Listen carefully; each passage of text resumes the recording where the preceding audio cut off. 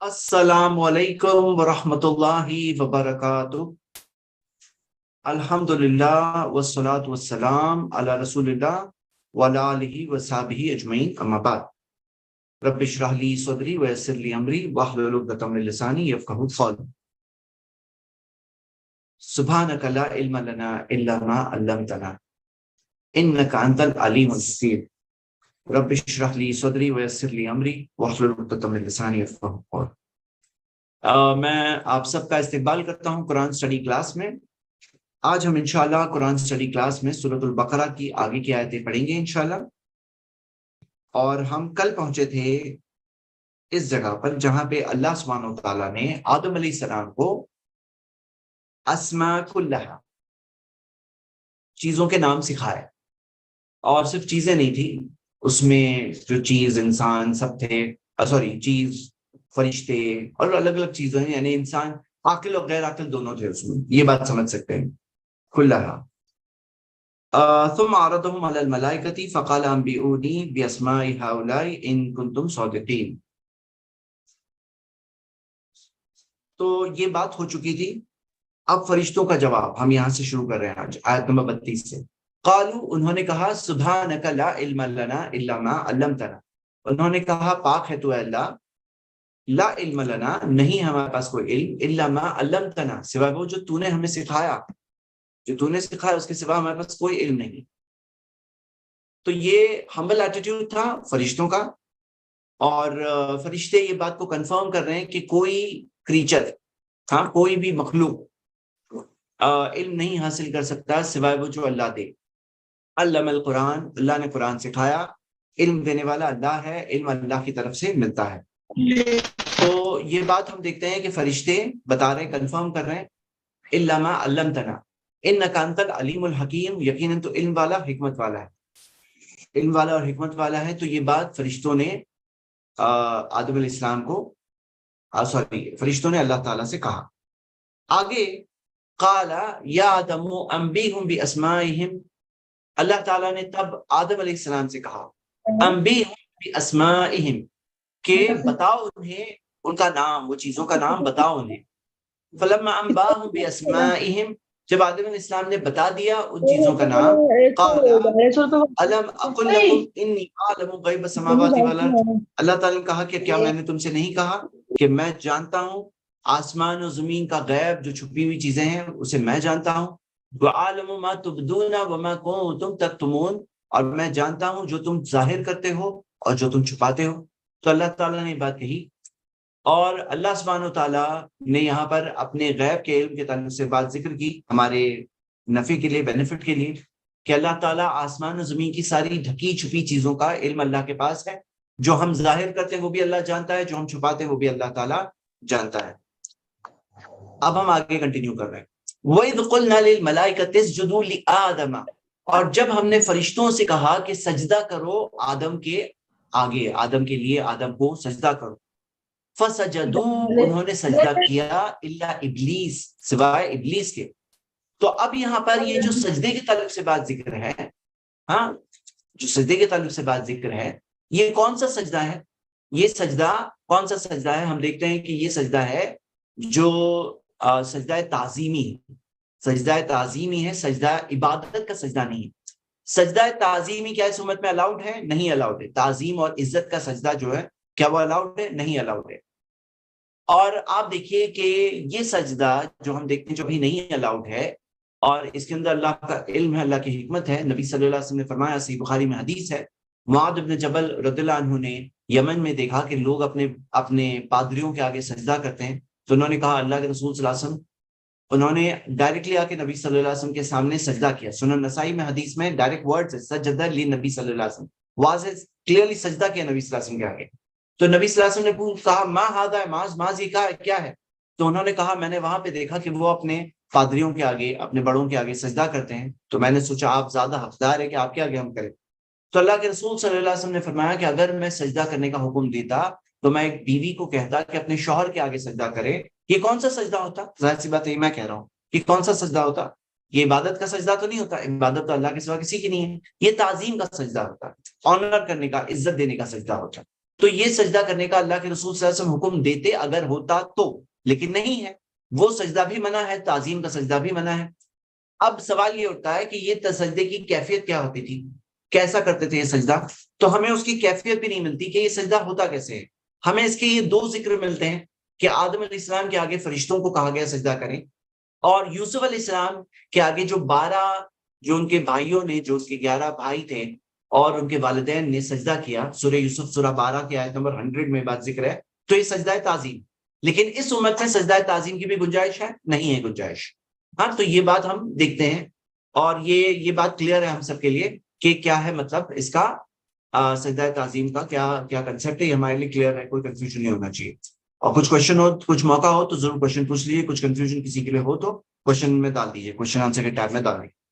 آگے تو اللہ تعالیٰ نے فرشتوں سے کہا۔ اب سوال یہ اٹھتا ہے کہ ابلیس نے سب نے سجدہ کیا سوائے ابلیس کے، تو اللہ نے تو فرشتوں سے کہا، اور ابلیس کے بارے میں ہم دیکھ چکے ہیں سورہ کہف کی آیت سورہ 18 آیت نمبر 50 کہ کان من الجن، ابلیس جنوں میں سے تھا۔ تو اب سوال یہ ہوتا ہے کہ اللہ ابلیس، یہ کیسے معاملہ ہے؟ تو عربک گرامر کا ایک قاعدہ ہے تغلیب کہتے ہیں اس قاعدے کو۔ تغلیب کے قاعدے کے اندر یہ ہوتا ہے کہ جب ایک غالب، ایک میجورٹی کو ایک حکم دیا جاتا ہے، تو اگر کوئی مائنورٹی وہاں پہ شامل ہے اس پہ بھی وہ حکم نافذ ہوتا ہے۔ تو جیسے فار ایگزامپل، اگر جب اللہ تعالیٰ نے فرشتوں سے کہا، فرشتوں میں یہ جن بھی تھا، یہ جن ابلیس جو تھا یہ اس وقت پہ بہت نیک جن تھا اور بہت نیک کاموں میں رہتا تھا، بہت نیک لوگوں کے ساتھ، فرشتوں کے ساتھ رہتا تھا۔ اور آپ کو ایک بات بتا دوں، فرشتوں کی دنیا ہمارے لیے غیب میں سے ہے، لیکن جن جو ہوتے ہیں وہ فرشتوں کو دیکھ سکتے ہیں۔ تو امتحان الگ الگ ہوتا ہے، آپ کا میرا امتحان الگ ہے، فرشتوں کا امتحان، جنوں کا امتحان الگ ہے۔ فرشتے تو نیک کام ہی کرتے ہیں، کوئی گناہ کرنے کا سوال نہیں اٹھتا۔ تو یہاں پہ فسجدوا الا ابلیس جو دیا ہے کہ سجدہ کیا سب نے سوائے ابلیس کے، تو یہاں پہ ہم کیا دیکھتے ہیں کہ ابلیس بہت نیک تھا۔ ایک روایت ابن کثیر نے ذکر کی ہے کہ اس کا نام عزازیل تھا اور وہ بہت نیک کام کرتا تھا، فرشتوں میں رہتا تھا، لیکن کیا تھا اس کا معاملہ؟ اس کا معاملہ یہ تھا کہ اس کے دل میں اس نیکی کا ایک غرور آ گیا تھا، اور نیکی کے اندر اس کے اندر ایک خوش فہمی آ چکی تھی، اور اس کے اندر ایک سپیریورٹی کمپلیکس آ گیا تھا۔ اور کیا ہوا؟ ابا، اس نے انکار کیا، سجدہ کرنے سے انکار کیا، واستکبرا، اور تکبر کیا، وکانا من الکافرین، اور تھا وہ کافروں میں سے۔ تو یہاں پہ آپ یہ دیکھیے، الفاظ پر غور کریے، ابا انکار کیا۔ عربک زبان میں ابا یہ آتا ہے، وہ تب آتا ہے جب کسی بڑے کے حکم کا انکار کیا جائے، تب کوئی اپنے سے اوپر والے کے حکم کا انکار کیا جائے۔ اگر سیم لیول کے ہے تو رفضا آتا ہے، لیکن ابا یعنی کہ کوئی اوپر سے آیا ہے، کوئی یعنی اوپر، یعنی اپنے سے اوپر والے کا حکم آیا ہے، تو اس کے اندر ابا آیا، تو اس نے ابا کیا اور کیا کیا؟ تکبر کیا۔ اب تکبر کا جو لفظ ہے استکبرا، تو استکبرا جو ہے باب استفعال سے ہے۔ باب استفعال جو عربک زبان کے اندر ہے، استفعال، اس کے اندر کیا ہوتا ہے؟ کوئی چیز طلب کرنا، طلب، اس کے اندر طلب کی معنی ہوتی ہے۔ تو استکبرا یعنی کہ وہ اس کے اندر تکبر تھا، یعنی وہ طلب کرتا تھا، میں بڑائی طلب کرتا تھا۔ استکبرا، تکبر کیا اس نے۔ اور تکبر کے تعلق سے آپ کو حدیث پتہ ہونی چاہیے، صحیح مسلم کی حدیث ہے، اللہ کے رسول محمد صلی اللہ علیہ وسلم نے فرمایا، لا يدخل الجنت من كان في قلبه مثقال حبة من خردل من کبر، کہ وہ شخص جنت نہیں جائے گا جس کے دل میں رائے کے دانے برابر بھی تکبر ہے، جس کے دل میں رائے کے دانے برابر بھی تکبر ہے تو وہ جنت نہیں جائے گا۔ یہاں پہ تو شارٹ میں دیا ابا، انکار کیا، لیکن انکار کرنے کی کیا کیفیت تھی، کس طرح سے انکار کیا، یہ ڈیٹیل سورہ اعراف میں آنے والی ہے۔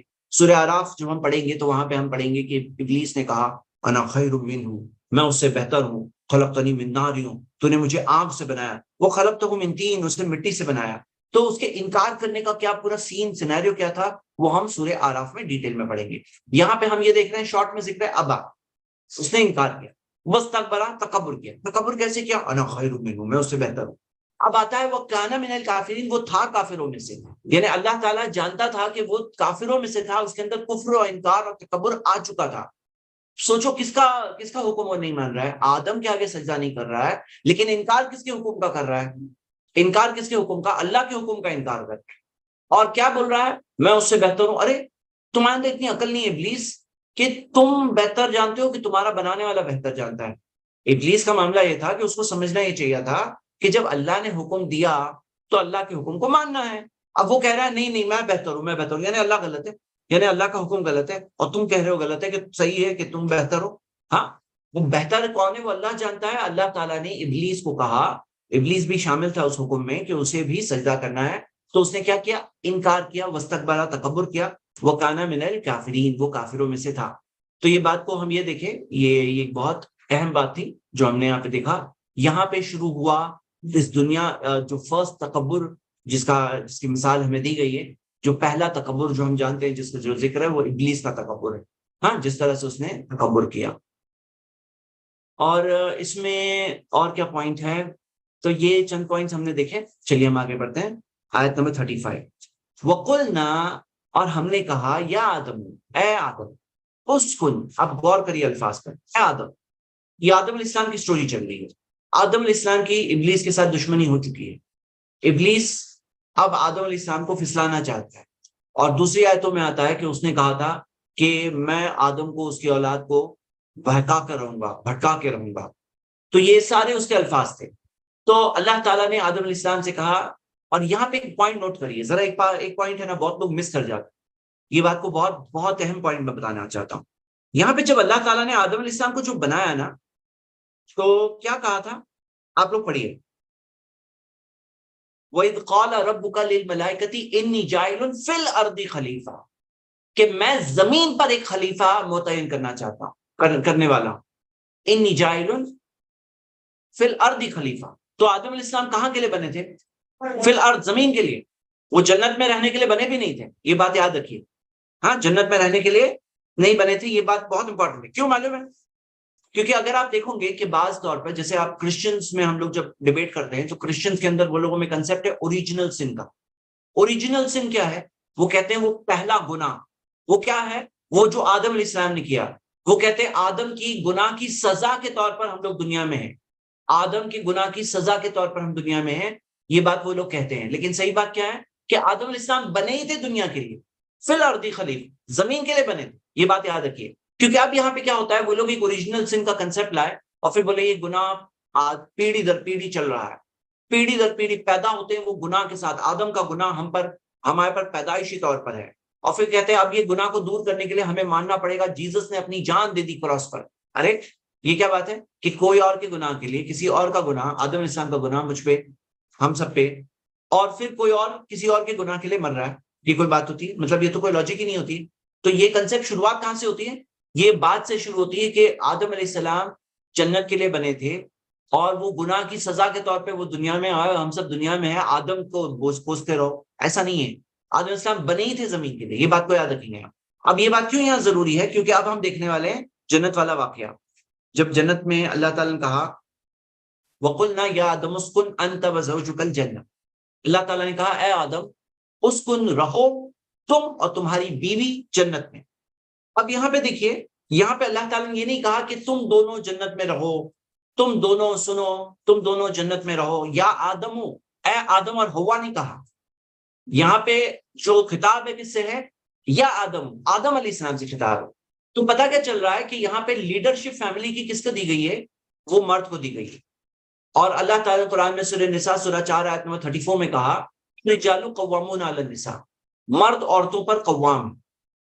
یہاں پہ آج کیا ہو گیا ہے نا، جیسے گاڑی میں ایک ہی ڈرائیور ہو سکتا ہے. اب وہ ڈرائیور کا جو ہے نا اسٹیئرنگ ویل کا اسٹرگل چل رہا ہے آج کل کے ماڈرن فیملیز میں. تھوڑا ہسبینڈ اسٹیئرنگ ویل لے لیتا ہے، پھر بیوی کھینچ کر کے لیتی ہے، نہیں میں اسٹیئرنگ کروں گی، پھر شوہر کھینچ رہا ہے، پھر بیوی کھینچ رہی ہے. اس کے اندر کیا ہوتا ہے؟ ایکسیڈنٹس ہو جاتے ہیں. تو یہاں پہ اسلام میں کلیئرلی ڈیفائنڈ لیڈرشپ ہے. اللہ تعالیٰ نے یا آدم اسکن انت وزوجک الجنہ، رہو تم اور تمہاری بیوی جنت میں. تو یہ بات اللہ تعالیٰ نے یہاں پہ ذکر کی. اور یہاں پہ اور ایک بات ہم نوٹ کرتے ہیں کہ یہ جو لفظ ہے اسکن، رہو، ہاں اسکن، تو آپ یہ دیکھیں گے کہ رہو کے لیے یہاں پہ جیسے قرآن میں آتا ہے خالدین فیہا، خلد، جو خلد ہوتا ہے نا وہ ہمیشگی کے لیے ہوتا ہے. اسکن یعنی کہ رہو، اس کے اندر ہمیشگی کا سینس اس کے اندر نہیں پیدا ہو رہا ہے. یہ بات ہم دیکھ رہے ہیں. ہاں اور آگے جو اور دیکھیں گے تو اور بات واضح ہوتی ہے. اسکن انت وزوجک الجنہ وکلا منہا، تم کھاؤ اس میں سے. اب یہاں پہ دونوں کا آ رہا ہے، یہ تسنیہ کا صیغہ ہے، ڈوئل کا صیغہ ہے. وہاں پہ یا آدم اسکن، ہاں یہ تھا سنگولر، آدم علیہ السلام کو کمانڈ دیا گیا. لیکن کھانے کی بات آئی تو تم دونوں کھاؤ. وَكُلَا مِنْهَا رَغَدًا حَيْثُ شِئْتُمَا. رغدن یعنی کہ بنا خوف کے کھاؤ, ہاں بنا کسی اس کی چیز کے کھاؤ, بس مطلب کوئی تمہیں بولنے والا نہیں کہ یہ کیا کھاتا ہے. رغدن حیث شئتما, جہاں سے کھانا ہے کھاؤ, جہاں سے تم دونوں کو کھانا ہے کھاؤ. ولا تقربا هذه الشجرة, لیکن تم دونوں اس پیڑ کے قریب مت آؤ. وتکونا من الظالمین, نہیں تو تم ظالموں میں سے ہو جاؤ گے, ہاں نہیں تو ظالموں میں سے ہو جاؤ گے. تو اب یہاں پہ ہم دیکھتے ہیں کہ یہاں پر جو اللہ سبحانہ وتعالیٰ نے حکم دیا کہ تم دونوں اس پیڑ میں سے مت کھاؤ. اب یہ پیڑ کون سا تھا, یہ پیڑ کون سا تھا؟ امام ابن کثیر کا ایک بہت انٹرسٹنگ سینٹنس ہے یہاں پہ, انہوں نے پیڑ کے تعلق سے کہا ہے, ایک منٹ میں آپ کو بتانا چاہتا ہوں. یہ پیڑ کے تعلق سے, ہاں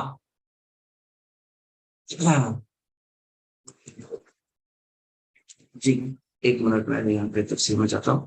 وہ کہتے ہیں پیڑ کا اسپیکولیشن بہت سارا ہے, ہاں پیڑ کے تعلق سے اسپیکولیشن بہت سارا ہے کہ وہ پیڑ کون سا تھا. کہ کچھ کہتے ہیں, ہاں کچھ کہتے ہیں کہ یہ گریپ کا پیڑ تھا, کھجور کا پیڑ تھا, اور ہم جانتے ہیں آج بعض لوگ کہتے ہیں نہیں ایپل کا پیڑ تھا وغیرہ وغیرہ. اور وہ کہتے ہیں کہ یہ پیڑ جو ہے امام انہوں نے ذکر کیا ہے امام تبری کا سٹیٹمنٹ, ابو جعفر بن جریر تبری. وہ کہتے ہیں صحیح بات تو یہ ہے, امام ابن کثیر کہہ رہے ہیں, ان کا امام تبری کا سٹیٹمنٹ دے رہے ہیں. وہ کہتے ہیں کہ نہ قرآن میں نہ کسی صحیح حدیث میں ہمیں پیڑ کی تفصیل ملتی ہے, وہ پیڑ کیا پیڑ تھا اس کی ڈیٹیل نہیں ملتی. اور یہ ایک ایسا علم ہے جس سے کوئی فائدہ نہیں ہے. وہ کہتے ہیں یہ کون سا پیڑ تھا, اس سے کیا فرق پڑنے والا, کیا فرق پڑنے والا ہے. تو اور نہ جان کے کوئی نقصان بھی نہیں ہے.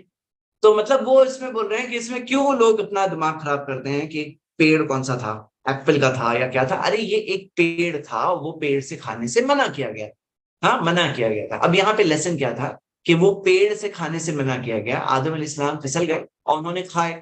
اب اللہ کی نافرمانی کی, پھر کیا ہوا وہ ہم نے دیکھا کہ پھر اس کے بعد کیا ہوا. ہمارے لیے سیکھنے کی بات کیا ہے کہ اگر ہم کسی گناہ میں پڑ گئے, کبھی کمی میں پڑ گئے اور ہم سے کوئی کمی کوتاہی ہو گئی, تو کیسے توبہ کرنا ہے, کیسے اللہ سے معافی مانگنا ہے, یہ ہے مثال. تو قلنا یا آدم اسکن انت وزوجک الجنہ وکلا منها رغدا حیث شئتما ولا تقربا هذه الشجرة فتکونا من الظالمین, نہیں تو ظالموں میں سے ہو جاؤں گا. یہ بات بھی سمجھ لیجئے کہ گناہ جو ہے ظلم ہے, گناہ ظلم ہے. کس پہ ظلم ہے؟ خود کے اوپر ظلم. کیسے ظلم ہے, گناہ کیسے ظلم ہے کہ آپ گناہ یا میں گناہ, ہم میں سے کوئی بھی گناہ کرے تو سزا کسے ملے گی؟ پڑوسی کو ملے گی, بھائی کو ملے گی. پڑو سزا تو اس کو اس کی ہمیں ملنے والی ہے. تو کس پہ ظلم ہوا؟ خود کے اوپر ظلم ہوا. اس لیے جب گناہ کی دعا کیا ہے, ربنا ظلمنا انفسنا, ہاں اللہ ہم نے ظلم کیا اپنے خود کے اوپر. تو یہ ظلم ہے. کیسے گناہ ظلم؟ فتکونا من الظالمین, فتکونا من الظالمین. اوکے, پھر آگے آیت نمبر 36 میں آتا ہے فَأَزَلَّهُمَ الشَّيْطَانُ عَنْهَا, شیطان نے انہیں اس سے پھسلا دیا. ہاں شیطان نے انہیں پھسلا دیا. اور جو پھسل گئے تو کس کی وجہ سے شیطان نے انہیں پھسلا دیا؟ فَأَخْرَجَهُمَا, انہیں وہاں سے نکلوا دیا. مِمَّا كَانَ فِيهِ, فَأَخْرَجَهُمَا مِمَّا كَانَ فِيهِ, جو جس چیز میں وہ تھے, جو چیز وہ نعمت میں تھے, وہاں سے وہ نکال دیا گیا. شیطان نے انہیں نکلوا دیا. وَقُلْنَا اهْبِطُوا بَعْضُكُمْ لِبَعْضٍ عَدُوٌّ, تو اللہ تعالیٰ نے کہا کہ اتر جاؤ تم میں سے بعض دوسروں کے لیے عدو, دشمن. تو جیسے ہم دیکھتے ہیں انسان اور شیطان کی جو دشمنی ہے, تو یہ دشمنی وہاں سے سٹارٹ ہوتی ہے کہ اس نے پھسلا دیا ہمارے پردادا آدم علیہ السلام کو, اور جنت سے وہ نکل گئے, جنت کی نعمت ان کے ہاتھ سے چھوٹ گئی. اور وَقُلْنَا اهْبِطُوا بَعْضُكُمْ لِبَعْضٍ عَدُوٌّ وَلَكُمْ فِي الْأَرْضِ مُسْتَقَرٌّ وَمَتَاعٌ إِلَىٰ حِينٍ, تمہارے لیے زمین پر مستقر ہے. مستقر کیا ہے؟ مستقر کسے کہتے ہیں؟ یہاں پہ بھی خلد ورڈ نہیں ہے کہ وہاں پہ تم ہمیشہ رہو گے, خالدین فیہا, ایسا نہیں آتا ہے. مستقر کہا گیا. مستقر کسے کہتے ہیں؟ ٹیمپرری اسٹے کو کہتے ہیں, یعنی کہ وقتی طور پہ جب رہتے ہیں نا تو اسے کہتے ہیں. وَمَتَاعٌ إِلَىٰ حِينٍ, اور متاع یعنی کہ کوئی یعنی کہ استعمال کی چیز. متاع کسے کہتے ہیں؟ کوئی چیز جو استعمال کی ہوتی ہے. إِلَىٰ حِينٍ, وقت کے لیے, ایک مدت کے لیے, ہمیشہ کے لیے نہیں. إِلَىٰ حِينٍ, ایک مدت کے لیے. متاع إِلَىٰ حِينٍ. تو یہاں پر ہم یہ دیکھتے ہیں کہ اللہ تعالیٰ نے حکم دیا کہ تم سب کے سب اتر جاؤ، وَلَكُمْ فِي الْأَرْضِ مُسْتَقَرٌّ وَمَتَاعٌ إِلَىٰ حِينٍ۔ اب کہاں پہ اترے؟ تو اس بارے میں آپ کو پتا ہے ابھی حال میں کنٹروورسی ہوئی تھی کہ آدم علیہ السلام انڈیا میں آئے تھے، اور یہ روایت ہے موجود، امام ابن عساکر نے اسے جمع کیا ہے کہ نزل آدم الہند، آدم ہند میں نازل ہوئے اور اس کے بعد میں بہت وہ اکیلے ہو گئے کیونکہ ہوا وہاں نہیں تھی۔ لیکن یہ حدیث اگر آپ دیکھیں تو شیخ البانی رحمہ اللہ نے اپنی تحقیق سلسلہ حدیث ضعیفہ میں حدیث نمبر 403 میں اس کو ضعیف قرار دیا، حدیث کی سند ضعیف۔ اگر آپ تفسیر ابن کثیر میں دیکھیں تو انہوں نے تو کئی ویوز ذکر کیے کہ مثال کے طور پہ کسی کے مطابق ابن عباس رحمہ اللہ کی طرف رضی اللہ عنہ کی طرف یہ بات آتی ہے کہ وہ مکہ اور طائف کے درمیان میں آئے تھے، اور حسن بصری کہتے ہیں، حسن بصری کا قول بھی ہے کہ وہ ہند میں آئے تھے، اور ابن عمر کا قول ہے کہ آدم صفا پر اور ہوا مروا پر، مطلب الگ الگ باتیں ملتی ہیں اس موضوع پر، تو کوئی اس میں کوئی کنفرم چیز نہیں ہے کہ کہاں پہ نازل ہوئے تھے، کہاں پہ اترے تھے۔ اور یہ بات ہم دیکھتے ہیں کہ یہ کہنا کہ ہند میں آئے تھے اور اسی وجہ سے ہند یہ شروعات یہاں سے ہے، تو یہ بات کی کوئی دلیل نہیں ہے۔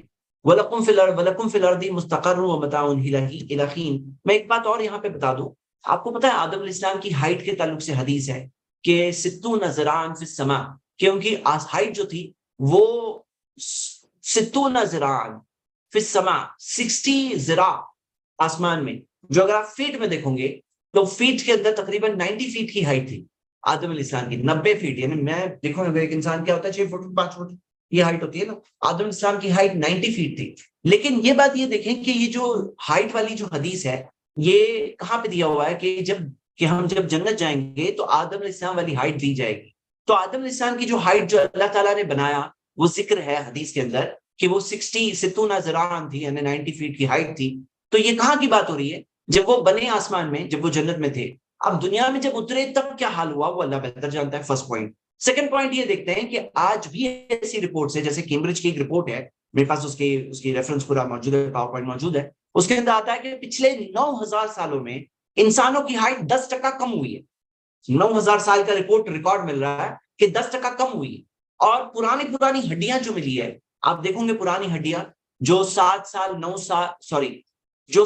فیٹ 9 فیٹ 10 فیٹ اور 12 فیٹ کی بھی ہڈیاں ملی ہیں گفاؤں میں وغیرہ میں، جو پرانی ہڈیاں ملی انسانوں کی ہڈیاں، انہیں 12 فٹ کے انسان ہوا کرتے تھے جو آج کوئی 12 فٹ کا انسان چلتے ہوئے نہیں ملے گا۔ تو انسانوں کی ہائٹ کم ہوتی جا رہی ہے جیسے کہ ہمیں اس رپورٹ میں مل رہا ہے۔ اور اگر آپ دیکھو اس انسان نہیں، اب پرانے جو ایلیفنٹس ہیں ان کی فاسلز مل رہی تو بہت بڑے ہاتھی، تو انسانوں کی ہائٹ یہ بھی ہو سکتا ہے کہ کم ہوئی ہے، کیونکہ ہم دیکھتے ہیں کہ اسلام میں اور کرسچینٹی میں ایک اور فرق یہ ہے کہ کرسچینٹی نے ڈیٹ دے دیا آدم اسلام کب تھے، ان کے حساب سے آدم اسلام ابھی سے 6000 سال پہلے تھے، ہمارے مطابق کوئی ڈیٹ دی ہوئی نہیں۔ آدم اسلام کب تھے اللہ نوز بیسٹ، ہو سکتا ہے کئی ملین سال، اللہ نوز بیسٹ۔ اور جب 9000 سال میں 10% ہائٹ کم ہوئی ہے اور 12 فٹ کی ہڈیاں بھی مل رہی ہے، 12 فٹ 10 فٹ کی انسانوں کی، تو کوئی وہ نہیں کہ رہے ہوں کم ہوئے ہوں، یہ بھی ایک تھیوری ہے۔ تو ایک بات ہے کہ جنت والی 90 فیٹ کی ہائٹ ہے، دنیا کی 90 فیٹ کا ذکر نہیں۔ اور دوسری بات یہ ہو سکتا ہے رہی بھی ہو دنیا میں آ کر، اور دنیا میں گریجولی جیسے ہائٹ کم ہوئی ہے تو 90 فیٹ سے آج 5-6 فٹ تک انسان آ گئے، تو یہ بھی ہو سکتا ہے، اللہ نوز بیسٹ۔ یہ بات میں نے صرف ساتھ میں آدم السلام کے پیدائش کا موضوع آ رہا ہے، اور امام ابن کثیر نے بھی کور کیا ہے آدم السلام کی ہائٹ کا موضوع، تو اسی وجہ سے میں نے سوچا کہ یہ بات تھوڑا ڈیٹیل میں لے لیتے ہیں۔ چلیے تو آگے بڑھتے ہیں۔ اللہ سبحانہ تعالیٰ نے فرمایا فَتَلَقَّى آدَمُ مِن رَبِّهِ كَلِمَاتٍ۔ اب یہاں پہ آدم علیہ السلام سے گناہ ہو گیا، وہ کمی ہو گئی۔ فَتَلَقَّى آدَمُ مِن رَبِّهِ كَلِمَاتٍ، آدم علیہ السلام نے سیکھ لیا اپنے رب سے کلمات، کچھ کلمات سیکھے۔ فَتَابَ عَلَيْهِ، اللہ تعالیٰ ان کی طرف واپس پلٹا۔ انہ هو التواب الرحیم، اللہ تعالیٰ تواب ہے، التواب یعنی توبہ قبول کرنے والا، اور الرحیم اور رحم کرنے والا ہے۔ تو ہم یہ دیکھتے ہیں کہ التواب الرحیم، اللہ تعالیٰ تواب ہے اور رحیم ہے۔ فَتَلَقَّى آدَمُ مِن رَبِّهِ كَلِمَاتٍ۔ تو میرے بردرز اینڈ سسٹرز، یہاں پہ سیکھنے والی بات یہ ہے کہ آدم علیہ السلام نے نافرمانی کی، کس کی نافرمانی کی؟ اللہ کی۔ اور راستہ بچنے کا کس نے سکھایا؟ اللہ نے سکھایا۔ یعنی اللہ تعالیٰ کا ایسا معاملہ نہیں تم نے نافرمانی کی اب تمہیں میں نہیں چھوڑوں گا، اب تم بچ نہیں سکتے، اب تمہیں مرنا ہی، تمہیں سزا ہی ملنی ہے، تمہیں توبہ کا کوئی راستہ نہیں ہے تمہارے لیے، ایسا نہیں۔ خود اللہ تعالیٰ نے ہی الفاظ سکھایا۔ اور کون سے الفاظ ہیں؟ مفسرین کا تقریباً اجماع ہے اس موضوع پر کہ وہ الفاظ سورہ اعراف کی آیت نمبر 23 ہے سورہ 7 آیت نمبر 23 جس میں آتا ہے ربنا ظلمنا انفسنا، اے ہمارے رب ہم نے ظلم کیا خود کے نفسوں پر، وَإِن لَّمْ تَغْفِرْ لَنَا، اگر تو ہمیں معاف نہ کرے، اگر تو ہمیں معاف نہ کرے، وَتَرْحَمْنَا، نہ ہم پہ رحم نہ کرے، لَنَكُونَنَّ مِنَ الْخَاسِرِينَ، تو ہم تو ان میں سے ہو جائیں گے جو نقصان اور خسارے میں، مطلب کوئی راستہ نہیں، ہمارے پاس کوئی رب نہیں ہے، تو ہی تو معاف کرنے والا ہے، رحم کرنے والا ہے، اگر تو رحم نہ کرے، تو ہمیں معاف نہ کرے، تو ہم لَنَكُونَنَّ مِنَ الْخَاسِرِينَ۔ تو اب یہاں پہ اللہ کی صفات جو ذکر ہے، التواب اور الرحیم، التواب اور الرحیم۔ التواب میں آپ دیکھیے کہ یہ الفاظ المشترکہ کہا جاتا ہے، یعنی الفاظ المشترکہ کی مثالوں میں سے مثال ہے التواب۔ تواب جو ہے نا، جیسے اللہ تعالیٰ نے قرآن میں فرمایا ان اللہ یحب التوابین، اللہ تواب کو پسند کرتا ہے، تواب یعنی بار بار توبہ کرنے والوں کو۔ تو یہ مشترکہ میں مانا یہ ہے کہ جب بندے کرتے ہیں تو اس کے اندر بندے اللہ تعالیٰ کی طرف پلٹتے ہیں، اور اللہ تعالیٰ تواب یعنی توبہ قبول کرنے والا، توبہ قبول کرنے والا ہے، اور الرحیم اللہ رحم کرنے والا، انہ هو التواب الرحیم، وہ توبہ قبول کرنے والا اور رحم کرنے والا ہے۔ تو میرے بھائیوں میں بہنیں، یہاں پہ آدم علیہ السلام کی مثال ہے کہ یہ ہیں آدم علیہ السلام، ان سے کمی ہوئی، ان سے گناہ ہوا، انہوں نے اللہ سے معافی مانگی، اللہ تعالیٰ نے انہیں معاف کر دیا۔ لیکن دوسری طرف ہم دیکھ رہے ہیں ابلیس اس نے بھی غلط کیا، سجدہ نہیں کیا، اور سجدہ کر کے کیا کہہ رہا ہے، انا خیر منہ خلقتنی من نار وخلقتہ من طین۔ تو یہاں اس کا معاملہ کیا تھا، کان من الکافرین، وہ تھا کافروں میں سے۔ تو یہاں پہ دونوں کی مثالیں ہیں سامنے، ایک مثال ہے کہ ہم سے کمی ہو جائے تو ہمیں کیا کرنا ہے، اور ایک مثال ہے ہمیں کیا نہیں کرنا ہے، دونوں مثالیں ہمارے سامنے ہیں۔ اب اللہ تعالیٰ نے کیا فرمایا، قلنا اہبطوا منها جميعا، اللہ تعالیٰ نے کہا کہ تم سب یہاں سے نیچے اترو، فَإِمَّا يَأْتِيَنَّكُم مِّنِّي هُدًى، اگر تمہارے پاس میری طرف سے ہدایت آئے، غور کریے، اگر تمہارے پاس میری طرف سے ہدایت آئے، فَمَن تَبِعَ ہدایا، تو جو میری ہدایت کی پیروی کرتا ہے، پیروی کرنے کی بات، بیا ہدایا، جو ہدایت کی پیروی کرتا ہے، فَلَا خَوْفٌ عَلَيْهِمْ وَلَا هُمْ يَحْزَنُونَ، ان پہ نہ خوف ہوگا نہ غمگین ہوں گے۔ اچھا آپ سب ذرا دھیان دیجیے، اگر آپ موبائل کو ایسے ہولڈ کرنا ہے، ایسے اس طرح ہولڈ کرنا، اگر آپ اس طرح ہولڈ کریں گے آپ کو یہ پوری آیت پوری اسکرین پہ دکھائی دے گی، اس کو اسٹینڈنگ مت ہولڈ کریے، نہیں تو آپ کو پوری طرح سے نہیں دکھائی دے گا۔ قُلْنَا اهْبِطُوا مِنْهَا جَمِيعًا فَإِمَّا يَأْتِيَنَّكُم مِّنِّي هُدًى فَمَن تَبِعَ هُدَايَ فَلَا خَوْفٌ عَلَيْهِمْ وَلَا هُمْ يَحْزَنُونَ۔ امام قرطبی رحمہ اللہ کہتے ہیں کہ جو لوگ ہدایت پر، اللہ کی ہدایت پر چلتے ہیں، ان کے لیے 4 فائدے ذکر ہیں۔ پہلا فائدہ کیا ہے، ان پہ نہ خوف ہوگا، ولا يحزنون، نہ وہ غمگین ہوں گے۔ امام ابن کثیر نے ایکچولی فلا خوف علیہم کے اندر یہ کہا ہے آخرت کے تعلق سے، ولہم یحزنون یعنی کہ دنیا کی زندگی، یحزنون غمگین نہیں ہوں گے، دنیا کی بات ہے، لیکن ایسے کوئی لمٹ نہیں ہے۔ عام طور پہ یہ ڈسکرپشن جو آتا ہے، عام طور پہ یہ ڈسکرپشن آتا ہے،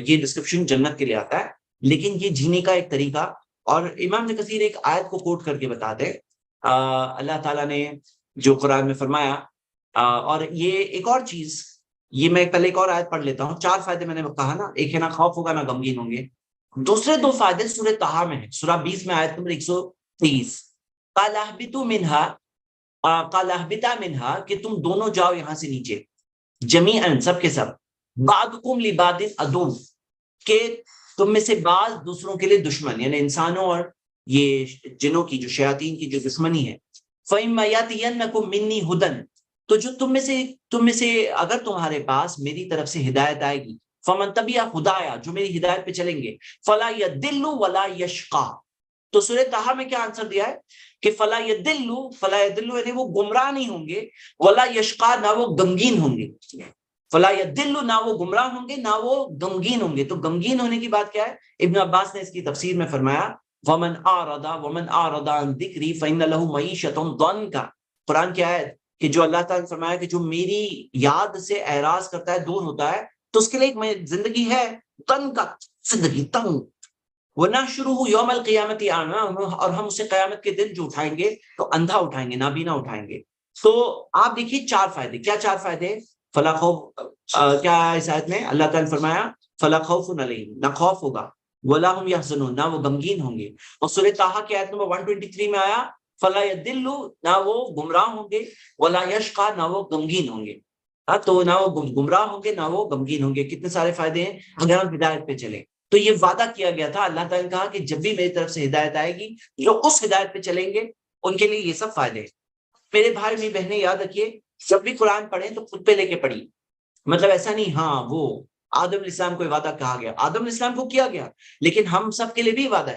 کیا وعدہ ہے؟ کہ اگر ہم بھی ہدایت پہ چلیں گے، ہے نا ہدایت ہمارے پاس، یہ اللہ کی ہدایت کی کتاب ہے نا ہمارے پاس، تو اگر ہم بھی ہدایت پہ چلیں گے تو کیا ہوگا؟ نہ خوف ہوگا، نہ غمگین ہوں گے، نہ گمراہ ہوں گے، اور نہ خوف ہوگا، نہ غم ہوگا، نہ گمراہ ہوں گے، نہ وہ یشقا، نہ وہ اس طرح کے غمگین ہوں گے. تو اللہ اکبر، یہ کتنے سارے فائدے ہیں ہم سب کے لیے. English translation is not visible. Actually font size تھوڑی کم کرنی پڑے گی ٹو میک اٹ ویزیبل. تھوڑی سی فونٹ سائز میں کم کرتا ہوں. Let's see.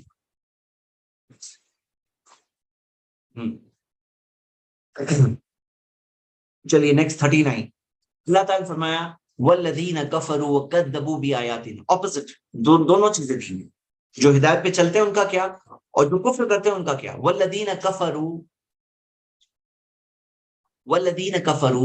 جو لوگ کفر کرتے ہیں، وکذبوا، اور انکار کرتے ہیں، جھٹلاتے ہیں بھی آیاتنا، ہماری آیتوں کو، اولئک اصحاب النار هم فیہا خالدون، وہ جہنم والے ہیں، وہ وہیں پر رہیں گے، ہم فیہا خالدون.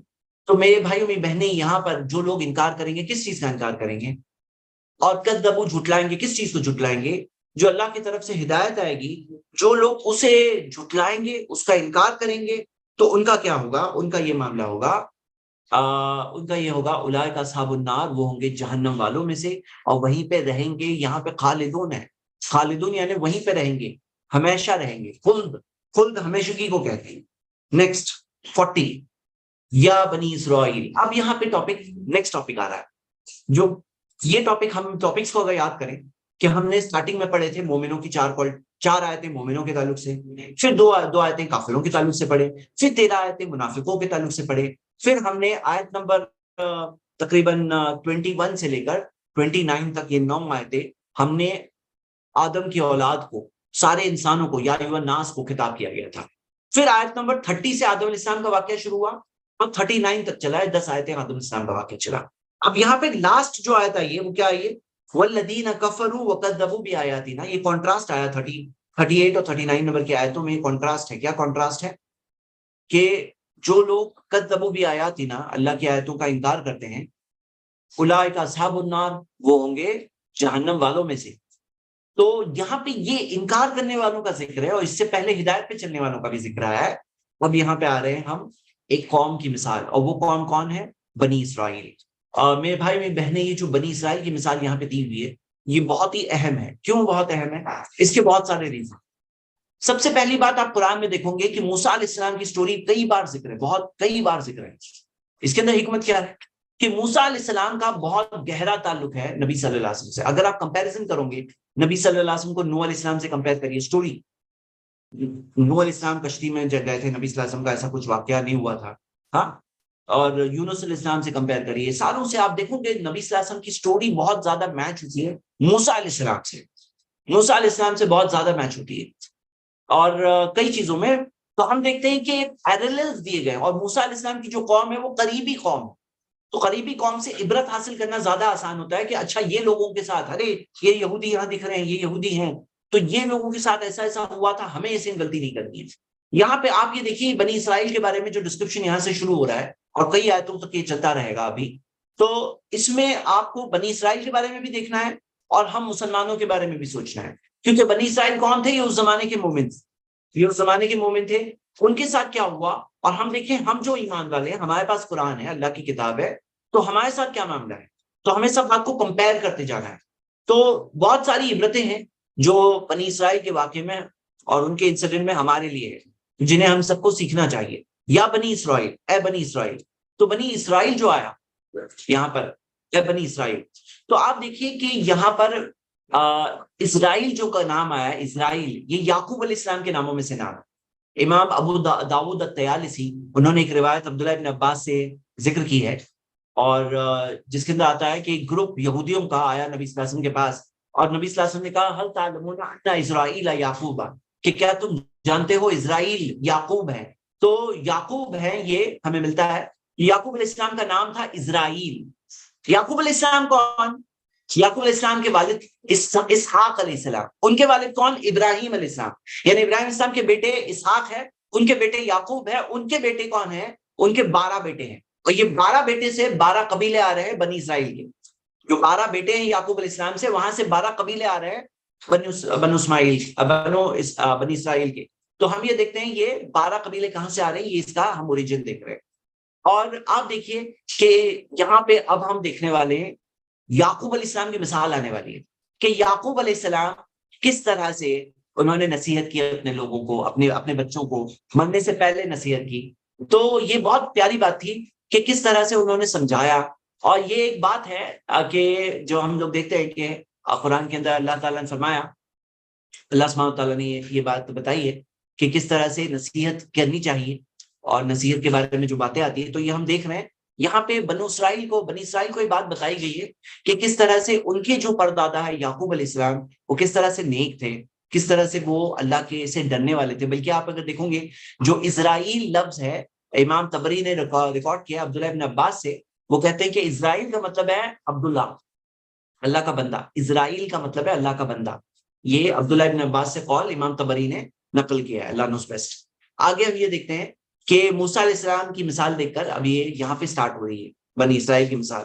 تو کیا چیز ہے؟ یا بنی اسرائیل، اے بنی اسرائیل، اذکروا نعمتی التی انعمت علیکم، میری نعمت کو یاد کرو جو میں نے تم پہ انعام کے طور پہ دی. جو نعمت میں نے تمہیں انعام کے طور پہ دی، انعمت علیکم. کون سی نعمت؟ سورہ مائدہ ہم پڑھتے ہیں، سورہ 5 آیت نمبر 20. تو اس کے اندر آتا ہے یا قوم اذکروا نعمت اللہ علیکم. موسیٰ علیہ السلام نے کہا اے میری قوم، یاد کرو اللہ کی نعمت کو، علیکم تم پر. ایک منٹ، شاید موسیٰ علیہ السلام کے الفاظ نہیں ہے، کہ یاد کرو اللہ کے، ان کے بعد میں کسی کے الفاظ ہے. یاد کرو اللہ کی نعمت کو تم پر، اذ جعل فیکم انبیاء، کہ جب اللہ تعالیٰ نے تم میں انبیاء مقرر کیا، وجعلکم ملوکا، اور تم میں بادشاہت دی، ملوک، بادشاہوں کو دیا تمہیں، بادشاہت دی تمہیں. وَأَعْطَاكُمْ مَا لَمْ يُؤْتِ أَحَدًا مِّنَ الْعَالَمِينَ، اور تمہیں وہ دیا جو عالمین میں سے کسی کو نہیں دیا. تو عالمین میں سے یعنی عالمین سے مطلب کیا ہے؟ عالمین سے مطلب کیا ہے؟ جو پوری دنیا، اس وقت کی دنیا میں سے کسی کو نہیں دیا. یہ بات بھی دیکھنا چاہیے. کیوں یہ بات میں کہہ رہا ہوں؟ کیونکہ یہ بات واضح ہے کہ ابھی محمد صلی اللہ علیہ وسلم کی جو امت ہے، خیرہ امہ کا لقب محمد صلی اللہ علیہ وسلم کے لیے، کی امت کے لیے، خیرہ امہ، کنتم خیرہ امۃ اخرجت للناس. تو یہ بات، یہ انٹروڈکشن میں یاد رکھیے گا. اب ہم آگے بڑھتے ہیں. تو یا بنی اسرائیل اذکروا نعمتی التی، اے بنی اسرائیل یاد کرو اللہ کی نعمت کو تم پر. اللہ نعمتی التی، اللہ نے کہا میری نعمت کو یاد کرو. نعمتی التی انعمت علیکم، جو میں نے نعمت تم پہ کی. وَأَوْفُوا بِعَهْدِي، میرے عہد کو، وعدے کو پورا کرو. اوفی بعہدکم، میں بھی اپنے وعدے کو پورا کروں گا. وَإِيَّايَ فَارْهَبُونِ، اور مجھی سے ڈرو. تو اللہ سبحانہ تعالیٰ نے کیا فرمایا کہ میری وعدے کو، عہد کو پورا کرو، میں بھی اپنے وعدے کو، عہد کو پورا کروں گا. تو کیا عہد ہے اللہ تعالیٰ کی طرف سے؟ اللہ کی طرف سے عہد ہے کہ اگر تم تورات پر کو قائم کرو گے، اور تورات میں نبی صلی اللہ علیہ وسلم کا ذکر ہے، تورات کو قائم کرنے میں نبی صلی اللہ علیہ وسلم کی نبوت ماننا بھی ہے، یہ بھی اس میں شامل ہے. وَلَوْ أَقَامُوا التَّوْرَاةَ، اگر وہ تورات کو پورا کرتے، اس پہ عمل کرتے، لَأَكَلُوا مِن فَوْقِهِمْ، اوپر سے کھاتے، وَمِن تَحْتِ أَرْجُلِهِمْ، اور ان کے پاؤں کے نیچے سے بھی کھاتے، یعنی ان کو ہر طرف سے رزق ملتا ہے اللہ کی طرف سے. اللہ تعالیٰ نے یہ وعدہ کیا ہے. تو اوفی بعہدکم، یہ دنیا کا وعدہ ہے. اور آخرت کا وعدہ، اللہ تعالیٰ عزت دے گا، اللہ تعالیٰ انہیں آخرت کی کامیابی دے گا. تو ہم دیکھتے ہیں کہ یہ اللہ تعالیٰ نے کہا تم اپنے وعدے کو پورا کرو. اب ان کا وعدہ کیا ہے؟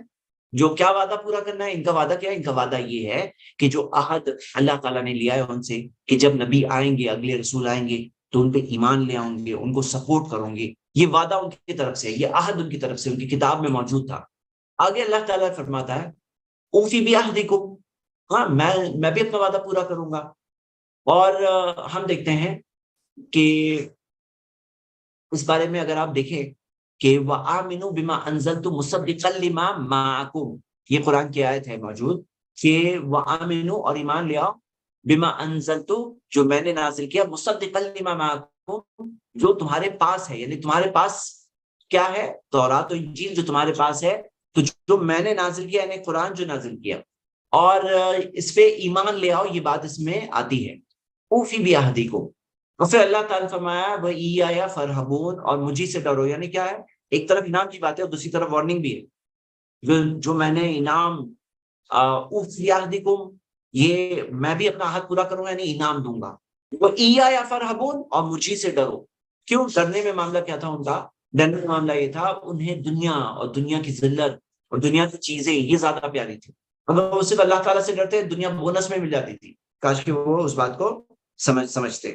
آیت نمبر 41 وَآمِنُوا بِمَا أَنزَلْتُ مُصَدِّقًا لِمَا مَعَكُمْ اور ایمان لے آؤ اس چیز پر جو میں نے بھیجا جو تمہارے پاس ہے، معکم جو تمہارے پاس ہے، یعنی کہ تورات و انجیل جو تمہارے پاس ہے۔ وَلَا تَكُونُوا أَوَّلَ كَافِرٍ بِهِ اور سب سے پہلے مت بن جاؤ انکار کرنے والوں میں سب سے پہلے مت تم بن جاؤ۔ مطلب کیا ہے؟ اولا کا مطلب کیا ہے؟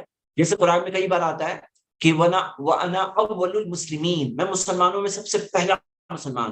تو ابھی کوئی کہے کہ اول المسلمین میں کیسے بن سکتا ہوں، پہلا مسلمان میں کیسے ہو سکتا ہوں؟ تو اول سے مراد ضروری نہیں ہے پہلا نمبر میں سیکوینس میں پہلا، یہ دوسرا، تیسرا، اول یعنی سب سے آگے۔ تو یہاں پہ اللہ تعالیٰ نے کہا جو کفر کرنے والوں میں تم سب سے آگے مت رہو، وَلَا تَكُونُوا أَوَّلَ كَافِرٍ بِهِ مطلب کتنے افسوس کی بات ہے کہ یہ بنی اسرائیل جن کے پاس محمد صلی اللہ علیہ وسلم کا تعارف پہنچا تھا، محمد صلی اللہ علیہ وسلم کی پیشن گوئیاں تھیں ان کی کتاب میں، اور یہی لوگ بن گئے اول کافر بھی، سب سے کفر کرنے والے میں سب سے پہلے یہ لوگ، سب سے آگے کے درجے میں یہ لوگ بنی اسرائیل۔ کہ آپ وہ زمانے میں بھی دیکھیں گے جو اوس اور خزرج جو مدینہ کے قبیلے تھے، اور یہ لوگوں کے پاس کوئی انٹروڈکشن نہیں تھا نبی صلی اللہ علیہ وسلم کا، اور جو مکہ کے مشرک تھے وہ لوگ جو ہے ان کے پاس نبوت کا کنسپٹ نہیں تھا۔ بنی اسرائیل جو ہے ان کے اندر نبوت کا کنسپٹ تھا کہ نبی پیغمبر آتے ہیں، مرنے کے بعد زندگی، وہ لوگ سب سے پہلے انکار کرنے والے بنے۔ وَلَا تَكُونُوا أَوَّلَ كَافِرٍ بِهِ تو اللہ تعالیٰ نے کہا کہ سب سے پہلے انکار کرنے والے تم مت بنو، یہ بات رب العالمین نے فرمائی۔ اب یہ دیکھیے، یہ افسوسناک بات ہے کہ اس وقت کے بھی یہودیوں میں سے بہت چند نے ایمان لائے، لیکن عربوں میں سے بہت ساروں نے ایمان لایا، اوس اور خزرج جو مدینہ کے قبیلے اس میں سے بہت ساروں نے ایمان لائے، قریش میں سے بھی آگے جا کر کے ہم دیکھتے ہیں بہت ساروں نے ایمان لائے، لیکن یہ بنو اسرائیل میں سے بہت کم لوگوں نے ایمان لائے۔ تو یہ کیا ہوا؟ یہی جو بات ہے اللہ تعالیٰ نے کہا وَلَا تَكُونُوا أَوَّلَ كَافِرٍ بِهِ وہی ہوا آگے کے وقت میں۔ وَلَا تَشْتَرُوا بِآيَاتِي ثَمَنًا قَلِيلًا اور میری آیتوں کو بہت کم قیمت میں نہ بیچ دو، یعنی تم بہت کم قیمت کے لیے بیچ رہے ہو میری آیتوں کو۔ کیا معاملہ ہے؟ محمد صلی اللہ علیہ وسلم کا انکار کر کے فائدہ کیا ہوا ان کا فائدہ یہ ہوا نا کہ ایکسکلوزیوٹی ان کی باقی رہی۔ ان کی ایکسکلوزیوٹی کون سی؟ کہ بنو اسرائیل کا معاملہ یہ تھا کہ سارے نبی ہمارے یہاں آئے، ہمارے بنی اسرائیل میں سے آئے ہیں، اور یہ ایک ان کا دعویٰ تھا کہ نبی آتے ہیں تو بنی اسرائیل میں آتے ہیں، یہ ان کا دعویٰ تھا۔ تو یہاں پہ وہ ایکسکلوزیوٹی ختم ہو رہی تھی ان کی، اور یہاں پہ اب اللہ تعالیٰ نے عربوں میں سے ایک نبی کو بھیجا تھا، محمد صلی اللہ علیہ وسلم کو۔ تو اب یہاں پہ ان کے لیے ایک امتحان تھا، امتحان یہ تھا کہ انہیں قبول کرنا ہے، اور وہ ایکسکلوزیوٹی ان کی ختم ہو رہی ہے۔ ان کی جو ایکسکلوزیو رائٹ تھا کہ ہم ہیں جنہیں روحی ملتی ہے، یہ رائٹ ختم ہو رہا ہے۔ تو یہاں پہ یہ چیز انہوں نے نہیں چھوڑی، اپنی ایکسکلوزیوٹی ٹل ڈیٹ برقرار رکھے کہ بنی اسرائیل میں سے جو کون بن سکتا ہے یہودی، وہی ہو سکتا ہے جو پیدائشی طور پر جو فیملی بنی اسرائیل میں سے ہو، اور جو جینٹائلز ہوتے ہیں، نان جوز ہوتے ہیں، ان کا معاملہ، ان کا قاعدہ ہی الگ ہے۔ تو اللہ تعالیٰ نے فرمایا وَلَا تَشْتَرُوا بِآيَاتِي ثَمَنًا قَلِيلًا یاد رکھیے یہ دنیا کا جو بھی قیمت ہونا یہ بہت تھوڑی ہی ہے، ثمنًا قلیلہ ہی ہے۔ اگر حق کا کوئی انکار کرتا ہے دنیا کے لیے نا، یہ ثمنًا قلیلہ ہے، بہت کم قیمت ہے۔ اور کتنے سارے لوگ ہیں جو حق کو دیکھتے ہیں، سمجھتے ہیں، جانتے ہیں، پہچانتے ہیں، نہیں قبول کرتے۔ کیوں نہیں قبول کرتے؟ کیونکہ ان کو لگتا ہے ہمارا کوئی دنیا کا فائدہ نقصان ہو جائے گا۔ کتنے سارے لوگ ہیں جو دوسرے مذہبوں میں ہوتے ہیں، ان کو یہ بات لگتی ہے کہ ارے نہیں، ہم یہ قبول کر لیں گے اسلام تو ہمارا دنیاوی نقصان ہو جائے گا۔ تو وہ کیا ہے؟ کس قیمت کے لیے انہوں نے بیچے؟ ثمنًا قلیلہ، بہت کم قیمت میں بیچ دی انہوں نے اللہ کی آیتوں کو، اللہ کی آیتوں کو بیچ دیا، اللہ کی نشانیوں کو بیچ دیا۔ اور پھر اللہ تعالیٰ نے فرمایا وَإِيَّايَ فَاتَّقُونِ اور مجھی سے ڈرو، مطلب پرہیزگاری صرف اللہ ہی کی ہو۔ اب اس میں اس سے پہلے آیا تھا وَإِيَّايَ فَارْهَبُونِ، فَارْهَبُونِ مجھی سے ڈرو، اب یہاں پہ فَاتَّقُونِ وَإِيَّايَ فَاتَّقُونِ کہ میرا ہی تقویٰ اختیار کرو۔ تقویٰ کیا ہے؟ پرہیزگاری ہے۔ تو اللہ کا ڈر، اللہ کی پرہیزگاری، یہ دو لیسنز، یہ لاسٹ لائن لاسٹ پارٹ میں نا ایک الگ لیسن چل رہا ہے. آیت نمبر 42 میں اللہ تعالیٰ نے فرمایا وَلَا تَلْبِسُوا الْحَقَّ بِالْبَاطِلِ، اور حق کو باطل کے اندر نہ لپیٹو، حق کو باطل کے کپڑے مت پہنا دو، اس کو مکس نہ کر دو. وَتَكْتُمُوا الْحَقَّ، اور حق کو چھپاؤ مت، وَأَنْتُمْ تَعْلَمُونَ، جبکہ تم جانتے ہو. جب تم جانتے ہو تو حق کو چھپاؤ مت. اچھا میں آپ سب کو میں نے جو کہا کہ ہمیں یہ بات کو سمجھنا ہے، ہمارے لیے بھی سمجھنا ہے کہ حق کو باطل کے کپڑے نہیں پہنانا، حق کو باطل میں ملا کے نہیں پیش کرنا، اور حق کو چھپانا نہیں، وانتم تعلمون، جبکہ تم جانتے ہو اللہ تعالیٰ. اور یہ چیز ہم سب کے لیے بھی ہے. اللہ ہم سب کی حفاظت کرے کہ حق کو حق کے طور پہ پیش کیا جائے. بعض لوگ کیا ہوتے ہیں نا، بہت زیادہ مکس اپ کر دیتے ہیں. کیوں؟ کوئی چیز حق کو باطل کے ساتھ مکس کر دیتے ہیں، تو یہ کیا ہے؟ بہت بڑا پرابلم ہے. آگے اللہ تعالیٰ نے فرمایا حق کو چھپاتے ہیں بعض لوگ. کیوں؟ ڈرتے ہیں. ڈر کس کا؟ وَإِيَّايَ فَارْهَبُونَ، مجھے سے ڈرو. تقویٰ کس کا؟ وَإِيَّايَ فَاتَّقُونَ، اگر وہ کریں گے تو کام کرنا آسان ہے. آگے اللہ نے فرمایا وَأَقِيمُوا الصَّلَاةَ، نماز قائم کرو. نماز قائم کرو کا مطلب کیا ہے؟ مقاتل بن حیان وہ اس کی تفسیر میں کہتے ہیں، ابن کثیر میں ذکر ہے، وَأَقِيمُوا الصَّلَاةَ کا مطلب ہے نماز قائم کرو، یعنی کہ نبی صلی اللہ علیہ وسلم کے پیچھے نماز پڑھو. وَآتُوا الزَّكَاةَ، یعنی کہ زکوٰۃ ادا کرو، یعنی کہ نبی صلی اللہ علیہ وسلم کے پاس تم زکوٰۃ ادا کرو، یعنی کہ زکوٰۃ کا سسٹم فالو کرو. وَارْكَعُوا مَعَ الرَّاكِعِينَ، رکوع کرنے والوں کے ساتھ رکوع کرو. اس کا مطلب یہ کہ محمد صلی اللہ علیہ وسلم کی امت کے ساتھ تم بھی مل جاؤ اور تم بھی یہاں پر آ کر رکوع کرو، اللہ کے سامنے رکوع کرو. اور یہ آیت، یہ وَارْكَعُوا مَعَ الرَّاكِعِينَ جو آپ دیکھ رہے ہیں نا، یہ آیت کو دلیل بتا کر کے پیش کرتے ہیں. کئی اسکالرز کہتے ہیں کہ یہ دلیل ہے کہ جماعت سے نماز فرض ہے. کیسے؟ کیونکہ یہاں پر مار راکین، رکوع کرنے والوں کے ساتھ رکوع کرو، یہ کیا ہے؟ جماعت سے نماز کی دلیل. کہ آپ اگر اکیلے نماز پڑھو گے ورکعو کرو گے، لیکن ورکعو مار راکین کب کرو گے؟ جب آپ مسجد میں جاؤں گے، وہاں رکوع کرنے والے ہوں گے، ان کے ساتھ رکوع کروں گے. تو یہ حکم ہے، یہ کمانڈ ہے، ورکعو مار راکین. تو ہم یہ دیکھتے ہیں یہ دلائل میں سے دلیل ہے کہ جماعت سے نماز پڑھنا فرض ہے، اور ظاہر سی بات ہے فرض ہے، اس کے بہت سارے دلائل ہیں، لیکن دلائل میں سے قرآن میں سے دلیل کیا ہے؟ وَارْكَعُوا مَعَ الرَّاكِعِينَ. ایک اور دلیل اقیموا الصلاۃ، نماز قائم کرو.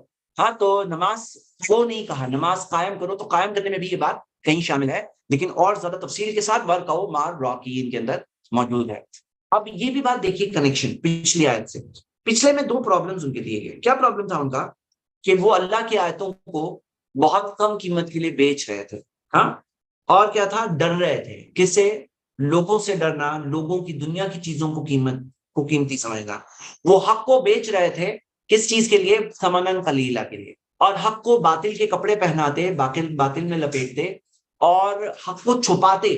پتا ہوتا تھا یہ سچے رسول ہے، پھر بھی چھپاتے. تو یہ ان کا معاملہ تھا. اب یہ پرابلم سے کیسے وہ باہر نکلے؟ اس کے اندر نماز قائم کرو. نماز جب آدمی قائم کرتا ہے نا تو کیا ہوتا ہے؟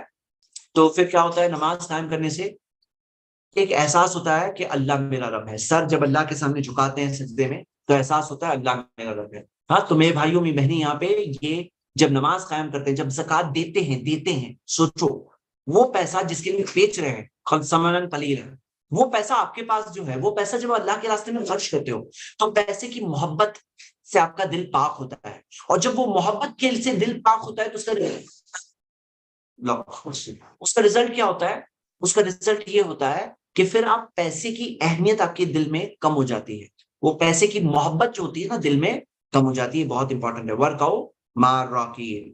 آگے اللہ تعالیٰ فرمایا تَأْمُرُونَ النَّاسَ بِالْبِرِّ، کیا تم لوگوں کو اچھائی کا حکم دیتے ہو، وَتَنْسَوْنَ أَنفُسَكُمْ، اور اپنے آپ کو بھول جاتے ہو، وَأَنْتُمْ تَتْلُونَ الْكِتَابَ، اور تم کتاب پڑھتے ہو، فَلَا تَعْقِلُونَ، کیا تمہارے اندر عقل نہیں ہے؟ مطلب یہ لوگ اپنے آپ کو بہت عقل مند سمجھتے تھے. تو اللہ تعالیٰ نے کہا کہ کیا تم لوگوں کو اچھائی کا حکم دیتے ہو. معاملہ کیا تھا؟ یہودیوں میں اس زمانے میں یہ اوس اور خزرج کے جو قبیلے تھے مدینہ کے اندر، ان کو کہا کرتے تھے، یہودی مدینہ میں جو رہتے تھے ان کو کہا کرتے تھے، وہ آنے والے نبی کے بارے میں کہا کرتے تھے، تو لوگوں کو اچھائی کی طرف بلایا کرتے تھے. تو میرے بھائیوں بھی بہنیں یہاں پہ پوائنٹ یہ دیکھیے کہ وہ لوگوں کو اچھائی کا حکم دیتے تھے اور خود کو اپنے آپ کو بھول رہے ہیں. تو اللہ تعالیٰ نے کہا اتامرون الناس بالبر، کیا تم لوگوں کو اچھائی کا حکم دیتے ہو اور اپنے آپ کو بھول جاتے ہو، وانتم تتلون الکتاب، اور تم کتاب بھی پڑھتے ہو، افلا تعقلون، کیا عقل نہیں ہے. اب یہ ہم اپنے لیے بھی سوچیں کہ ہم اچھائی کا حکم دیں اور خود کو بھول جائیں؟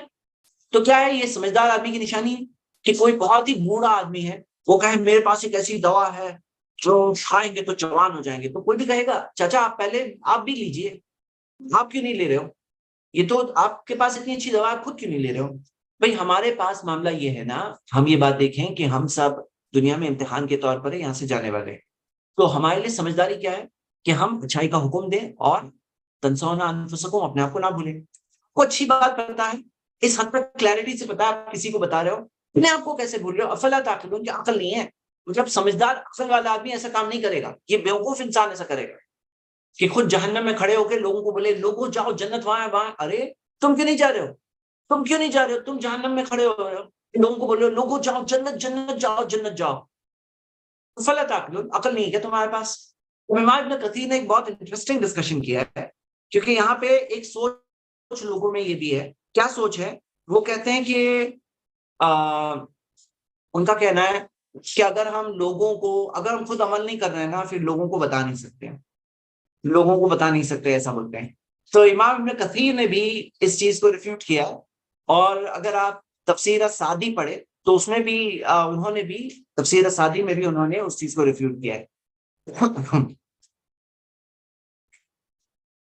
اچھا، اس میں ایک شعیب علیہ السلام کی مثال، یہ بھی ایک آیت ہے، سورہ 11 آیت نمبر 88، وہ کیا کہتے ہیں؟ وما اريد ان اخالفكم، پتہ نہیں لیگ ہو رہا ہے میرا یہ لیگ ہو رہا ہے، وما اريد ان اخالفكم الا ما انهاكم عنه، کہ میں تمہاری مخالفت نہیں کرتا سوائے وہ جو انہاکم عن، جس چیز کی میں تمہیں جس چیز سے میں نے تمہیں روکا۔ تو ہم یہ دیکھتے ہیں کہ جو چیز سے روکے، الا ما انہاکم عن، کہ جس چیز سے میں تمہیں روکتا ہوں اس چیز میں میں خود عمل نہیں کروں، ایسا نہیں ہے، ایسا نہیں ہے۔ یعنی شعیب علیہ السلام کہہ رہے ہیں کہ میں اس پر خود عمل کرتا ہوں، عمل میں سوال کیا پوچھ رہا تھا، یہ دیکھیے، یہ میں پوائنٹ آپ کو بتانا چاہ رہا تھا، یہ سوال کا جواب ہے۔ امام ابن کثیر کیا کہتے ہیں؟ یہ دو کام ہے، یہ دو کام ہے۔ کیا کام ہے؟ ایک ہے اچھائی کا حکم دینا اور ایک ہے عمل کرنا۔ اگر کوئی اچھائی کا حکم نہیں دیتا ہے تو اس کا مطلب یہ نہیں عمل نہیں کرے چلے گا، یہ عمل نہیں کر رہا ہے تو اچھائی کا حکم نہ دے چلے گا۔ وہ کہتے ہیں یہ دونوں میں سے کوئی بھی دوسرے پہ ڈیپینڈ نہیں ہے کہ یہ ہوگا تو یہ کر سکتے ہیں، کہ اچھائی کرے تو حکم دے سکتے ہیں یا کرے حکم دے تو اچھائی کر سکتے ہیں، ایسا نہیں ہے، دونوں میں سے کوئی ڈیپینڈ نہیں ہے۔ وہ کہتے ہیں یہی کریکٹ ویو ہے اسکالرز آف سلف اور خلف کے نزدیک، یعنی سلف اور خلف کے نزدیک یہ کیا ہے معاملہ؟ جیسے بعض لوگ بولتے ہیں نا، ارے تم عمل نہیں کر رہے ہو تو تم بتاتے کیوں ہو؟ یہ بیوقوفی ہے، کیوں بتاؤ بھی عمل بھی کرو۔ تو میں آپ سے سوال پوچھ رہا ہوں، ذرا دیکھیے، تامرون الناس بالبر، کیا تم لوگوں کو اچھائی کا حکم دیتے ہو؟ پڑھو وتنسون انفسکم، اپنے آپ کو بھول جاتے ہو۔ اس میں ڈانٹ کس چیز کے لیے؟ ڈانٹ اللہ تعالیٰ نے ڈانٹا ہے، کیا یہ چیز کے لیے ڈانٹا ہے کہ اچھائی کا حکم کیوں دیے، یا اس چیز کے لیے ڈانٹا ہے اپنے آپ کو کیوں بھول گئے؟ بتاؤ، ہاں لوگوں کو اچھائی کا حکم کیوں دیے، اس کے لیے ڈانٹ ہے یا بھولنے کے لیے ڈانٹ ہے؟ تو ڈانٹ ہے لیکن بھولنے کے لیے ڈانٹ ہے۔ اور لوگ کیا کرتے ہیں، ان کو اپوزٹ کر کے اچھائی کا حکم کیوں دیتے ہو؟ اللہ تعالیٰ نے یہ نہیں کہا تم اچھائی کا حکم کیوں دیتے ہو، اللہ تعالیٰ نے یہ کہا تم اچھائی کا حکم دیتے ہو تو اپنے آپ کو کیوں بھول جاتے ہو؟ ڈانٹ ہے تو اپنے آپ کو بھولنے کے لیے۔ فلا تعقلون کی بات ہے تو اب تمہارے عقل نہیں ہے کیا؟ تمہارے عقل ہے تو اپنے آپ کو نہیں بھولو گے؟ کتنی اچھی بات ہے جو یہاں پہ، اور سلف اور خلف کے اسکالرز کے نزدیک یہ صحیح ویو ہے۔ امام ابن کثیر نے اور تفسیر السعدی میں امام السعدی نے انہوں نے یہ مینشن کیا ہے۔ اور پھر اللہ تعالیٰ نے فرمایا، میں لاسٹ آیت پڑھ کے ختم کروں گا، وَاسْتَعِینُوا بِالصَّبْرِ وَالصَّلَاةِ، مدد حاصل کرو صبر سے اور صلاح سے۔ کس چیز میں؟ ساری زندگی کے اندر، زندگی کی مشکلوں میں مدد حاصل کرو صبر سے۔ اور یہ پرابلم کے لیے بھی کون سا؟ اپنے آپ کو بھول جانے کا پرابلم، اپنے آپ کو بھول جانے کا پرابلم جو ہے نا، اس کے اندر بھی بچنے کے لیے وَاسْتَعِینُوا، مدد حاصل کرو صبر سے اور صلاح سے۔ صبر سے مدد حاصل کرو، صبر سے۔ تو میرے بھائی میری بہنیں، صبر سے مدد حاصل کرو، صبر کے ذریعے مدد حاصل کرو اور صلاح کے ذریعے مدد حاصل کرو۔ یعنی کیا کہ اگر ہمارے اندر تھوڑا سا ٹھہراؤ ہو، صبر ہو، اور ہم نماز پڑھیں تو پھر کیا ہوگا؟ صبر اور صلاح کے ذریعے اگر ہم مدد حاصل کریں گے تو ہمارے لیے عمل کرنا آسان ہوگا۔ اور میں آپ کو اس میں عمر رضی اللہ عنہ کا قول بتاؤں، عمر رضی اللہ عنہ نے کہا 2 ٹائپ کی صبر ہے. پہلا صبر ابن کثیر نے دیا ہے, پہلا صبر وہ ہے کہ جب کوئی تکلیف اور آفت آتی ہے تو جو صبر کرنا ہوتا ہے. اور انہوں نے کہا ایک اور بہتر صبر وہ ہے جو گناہوں سے بچنے والا صبر. گناہوں سے بچنے کے لیے بھی صبر کرنا ہوتا ہے نا. آدمی کا دل چاہ رہا ہے یہ کروں یہ کروں یہ کروں یہ کروں, اب وہ صبر کرتا ہے تو وہ بچ پاتا ہے. تو گناہوں سے بچنے میں بھی تو صبر ہے نا. کتنی پیاری بات ہے نا یہ, کہ 2 ٹائپ کے صبر ہے. ایک ہے جب آفت آ گئی, اب اس پہ صبر کرو, صبر کرو, وہ ایک صبر آ گئی آفت پہ صبر. اور ایک صبر ہے گناہوں سے بچنے میں صبر. ہاں تو یہ وَاسْتَعِینُوا, مدد حاصل کرو صبر کے ذریعے اور صلاح کے ذریعے, نماز کے ذریعے مدد حاصل کرو. آپ کو پتا ہے نا نماز کا کیا معاملہ ہے. اللہ تعالیٰ نے کیا فرمایا, ان الصلاۃ تنہا عن الفحشاء والمنکر, نماز روکتی ہے بے حیائی سے روکتی ہے اور برے کاموں سے روکتی ہے. یعنی کہ جو بے حیائی کے کام ہوتے ہیں نا, گندے کام, اس سے روکنے والی چیز کیا ہے, نماز ہے. اور برے کاموں سے روکنے والی چیز کیا ہے, نماز ہے. منکر, بے حیائی سے برے کاموں سے روکنے والی. تو مدد حاصل کرو صبر و صلاح کے ذریعے. اور ایک بات دیکھیے کہ زندگی میں پرابلمز میں, تکلیف میں مدد کیسے حاصل کریں گے, صبر کے ذریعے اور صلاح کے ذریعے. اس کے بعد جو بات دی گئی ہے نا, اور مجھے نا 45 46 دونوں کور کرنا ہوگا, کنیکٹڈ ہے. وَإِنَّهَا لَكَبِيرَةٌ إِلَّا عَلَى الْخَاشِعِينَ, اور یہ مشکل ہے. اب یہ انہا ہے, ہا جو ہے نا عربک میں مؤنث کا صیغہ ہے, اور عربک کے اندر جو گولتا والے جو ہوتے ہیں نا ورڈز, جس میں گولتا, اب صلاح میں اینڈنگ میں گولتا دیکھ رہے ہیں, صلاح گولتا, تو وہ مؤنث ہوتے ہیں. تو یہاں پہ انہا جو آیا تو اس کے اندر امام ابن کثیر نے دونوں باتیں ذکر کی ہے کہ انہا جو ہے صلاح کے لیے بھی آتا ہے, اور یہ نصیحت, یہ جو نصیحت دی گئی نا وَاسْتَعِینُوا بِالصَّبْرِ وَالصَّلَاةِ, اس کے لیے بھی ہو سکتا ہے. اور یہاں پہ آپ نے جیسے دیکھا یہ بریکٹ میں انہوں نے سب نماز لکھی ہے, تو اٹ از ڈیفیکلٹ کے اندر یہ دونوں سینس میں ہو سکتا ہے. یعنی یا تو خاص نماز کے لیے ہے یا تو دونوں کی بات ہو رہی ہے, دونوں باتیں ہو سکتی ہے. اللہ نوز بیسٹ. وَإِنَّهَا لَكَبِيرَةٌ, اور یقیناً وہ یقیناً مشکل ہے. لام تاکید, انہا اور لام تاکید دونوں آ رہے ہیں نا, یعنی کہ بہت زیادہ تاکید کے ساتھ بات کہی جا رہی ہے. انہا لکبیرۃ, اور یقیناً یہ بہت مشکل ہے. الا علی الخاشعین, سوائے خشوع والوں کے لیے, اللہ سے ڈرنے والوں کے لیے. کیا مشکل ہے؟ نماز مشکل ہے. نماز مشکل ہے کس کے لیے مشکل ہے؟ نماز کس کے لیے مشکل ہے؟ جن کے اندر اللہ کا ڈر نہیں ہے نا, ان کے لیے مشکل ہے. لیکن خاشعین جو ہے نا, جو اللہ سے ڈرنے والے جو ہے نا, ان کے لیے مشکل نہیں ہے. اب کون ہے خاشعین؟ نیکسٹ آیت دیکھتے ہیں. الذین یظنون انہم ملاقو ربہم, وہ لوگ جو یہ یظنون کا کیا مطلب ہے؟ یظنون, تو یہ یظنون, زن کسے بولتے ہیں نا, گمان کو بولتے ہیں. لیکن آپ کو میں قاعدہ بتا دوں, امام ابن جریر طبری نے اپنی تفسیر میں بتایا کہ عرب یقین کے لیے بھی لفظ زن استعمال کرتے ہیں. اور اس کی ایک مثال جو ہم دیکھتے ہیں سورہ کہف میں ہے, وَرَأَى الْمُجْرِمُونَ النَّارَ وَظَنُّوا أَنَّهُمْ مُوَاقِعُوهَا, کہ مجرمین جہنم کی آنکھ کو دیکھیں گے اور وہ یہ جانیں گے. ظنو کا مطلب کیا ہے؟ یہ جانیں گے, گمان لفظ ہے, لیکن وہاں گمان یقین کے معنی میں استعمال ہو رہا ہے. جو امام ابن جریر طبری کیا کہہ رہے ہیں کہ لفظ زن کبھی کبھی یقین کے لیے بھی استعمال ہوتا ہے, کبھی کبھی کچھ سچویشنز میں, اور ایسے اس کا یوزج ہے. تو وَظَنُّوا أَنَّهُمْ مُوَاقِعُوهَا, تو وہ یہ جان لیں گے کہ وہ اس میں جانے والے ہیں. جب مجرمین آپ کو دیکھیں گے وہ لوگ جان لیں گے کہ وہ اس میں جاننے والے ہیں. اور یظنون انہم ملاقو ربہم, تو یہاں پہ ہم یہ دیکھ رہے ہیں الذین یظنون انہم ملاقو ربہم وانہم الیہ راجعون, اور وہ یہ کہ اسی کے پاس واپس لوٹنے والے ہیں. اب یہ کنیکٹ کر کے میں بتانا چاہتا ہوں,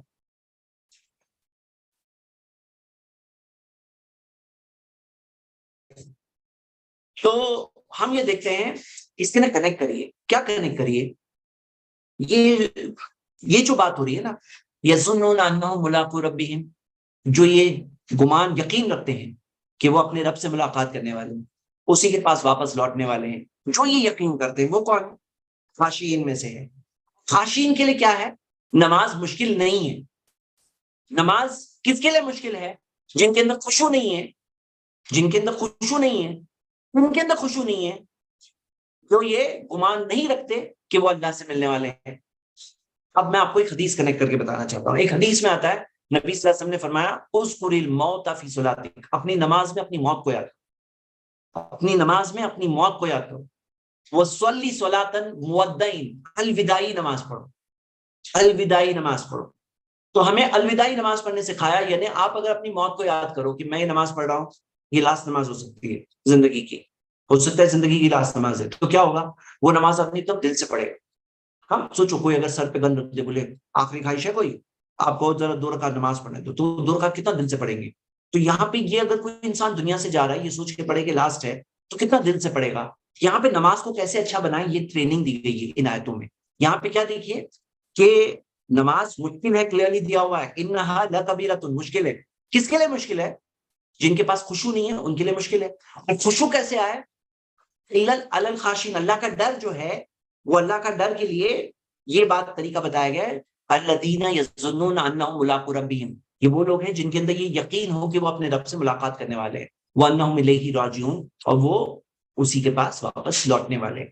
تو یہ یقین کے ساتھ، یعنی ہم نماز پڑھنے میں جب یہ یقین کے ساتھ پڑھے. میری آواز نہیں سنائی دے رہی ہے؟ میں جسٹ دکھایا بند ہو گیا ہے. اگر نماز پڑھنے میں ہم اگر ہم نماز پڑھنے میں اچھا آ رہی ہے نماز، اوکے جزاک اللہ خیر. ہاں، اگر نماز پڑھنے میں ہم یہ یقین کے ساتھ کہ میں اللہ کے سامنے جا کے کھڑے ہونے والا ہوں، میں مرنے والا ہوں، یہ ہو سکتا ہے آخری نماز ہے، تو پھر کیا ہوگا؟ وہ نماز مشکل نہیں لگے گی، بلکہ نماز کے اندر کیا ہوگا؟ اللہ سبحانہ تعالیٰ نے کیا فرمایا کہ اللہ بذکر اللہ تطمئن القلوب، اللہ کے ذکر میں دلوں کو اطمینان ملتا ہے.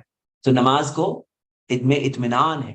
نبی صلی اللہ علیہ وسلم نے بلال رضی اللہ عنہ سے کہا ارحنا یا بلال، اے بلال راحت پہنچاؤ ہمیں، اے بلال اذان دو، نماز پڑھے تو راحت ملے.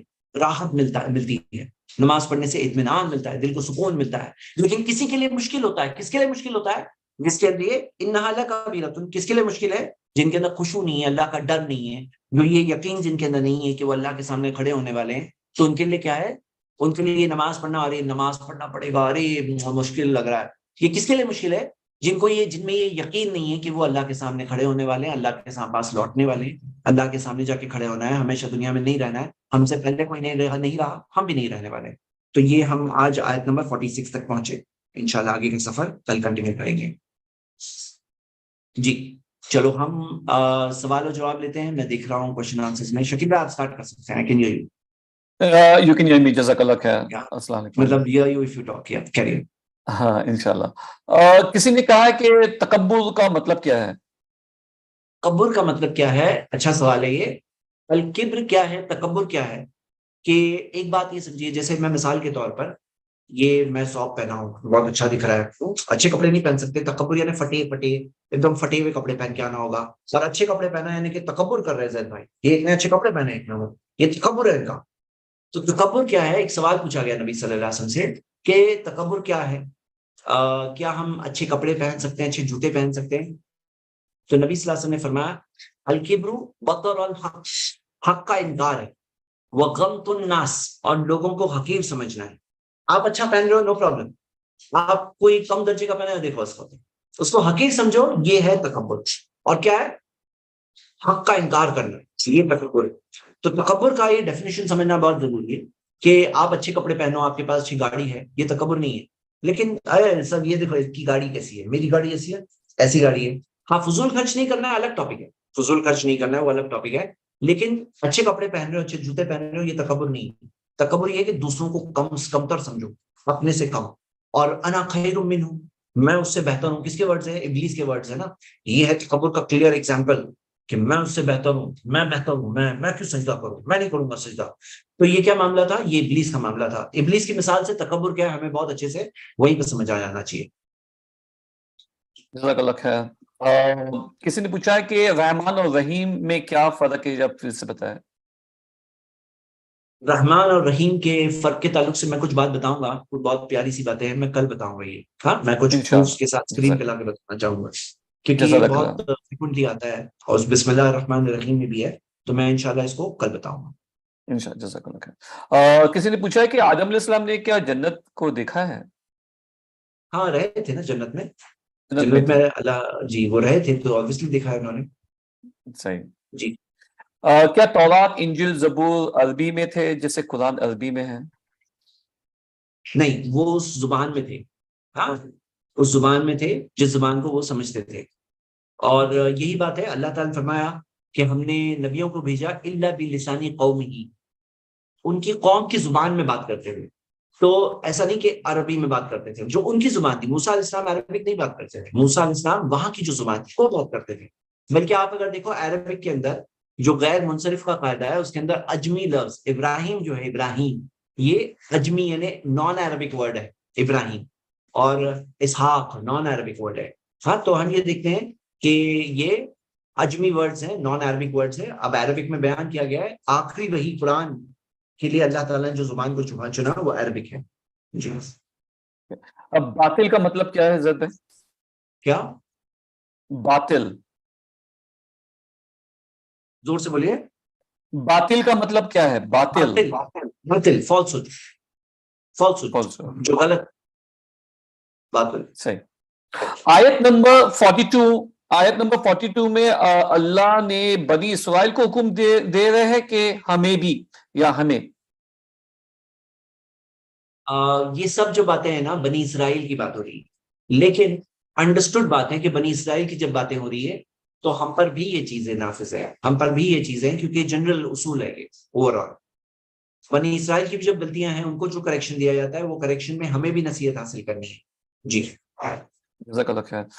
میرا سوال ہے کہ قرآن اللہ کے رسول پہ اتارا گیا تھا, تو ہم قرآن پڑھتے ہیں, پر وہ لوگ جو اللہ کے رسول کے پہلے جو نبی تھے وہ کیا پڑھتے تھے؟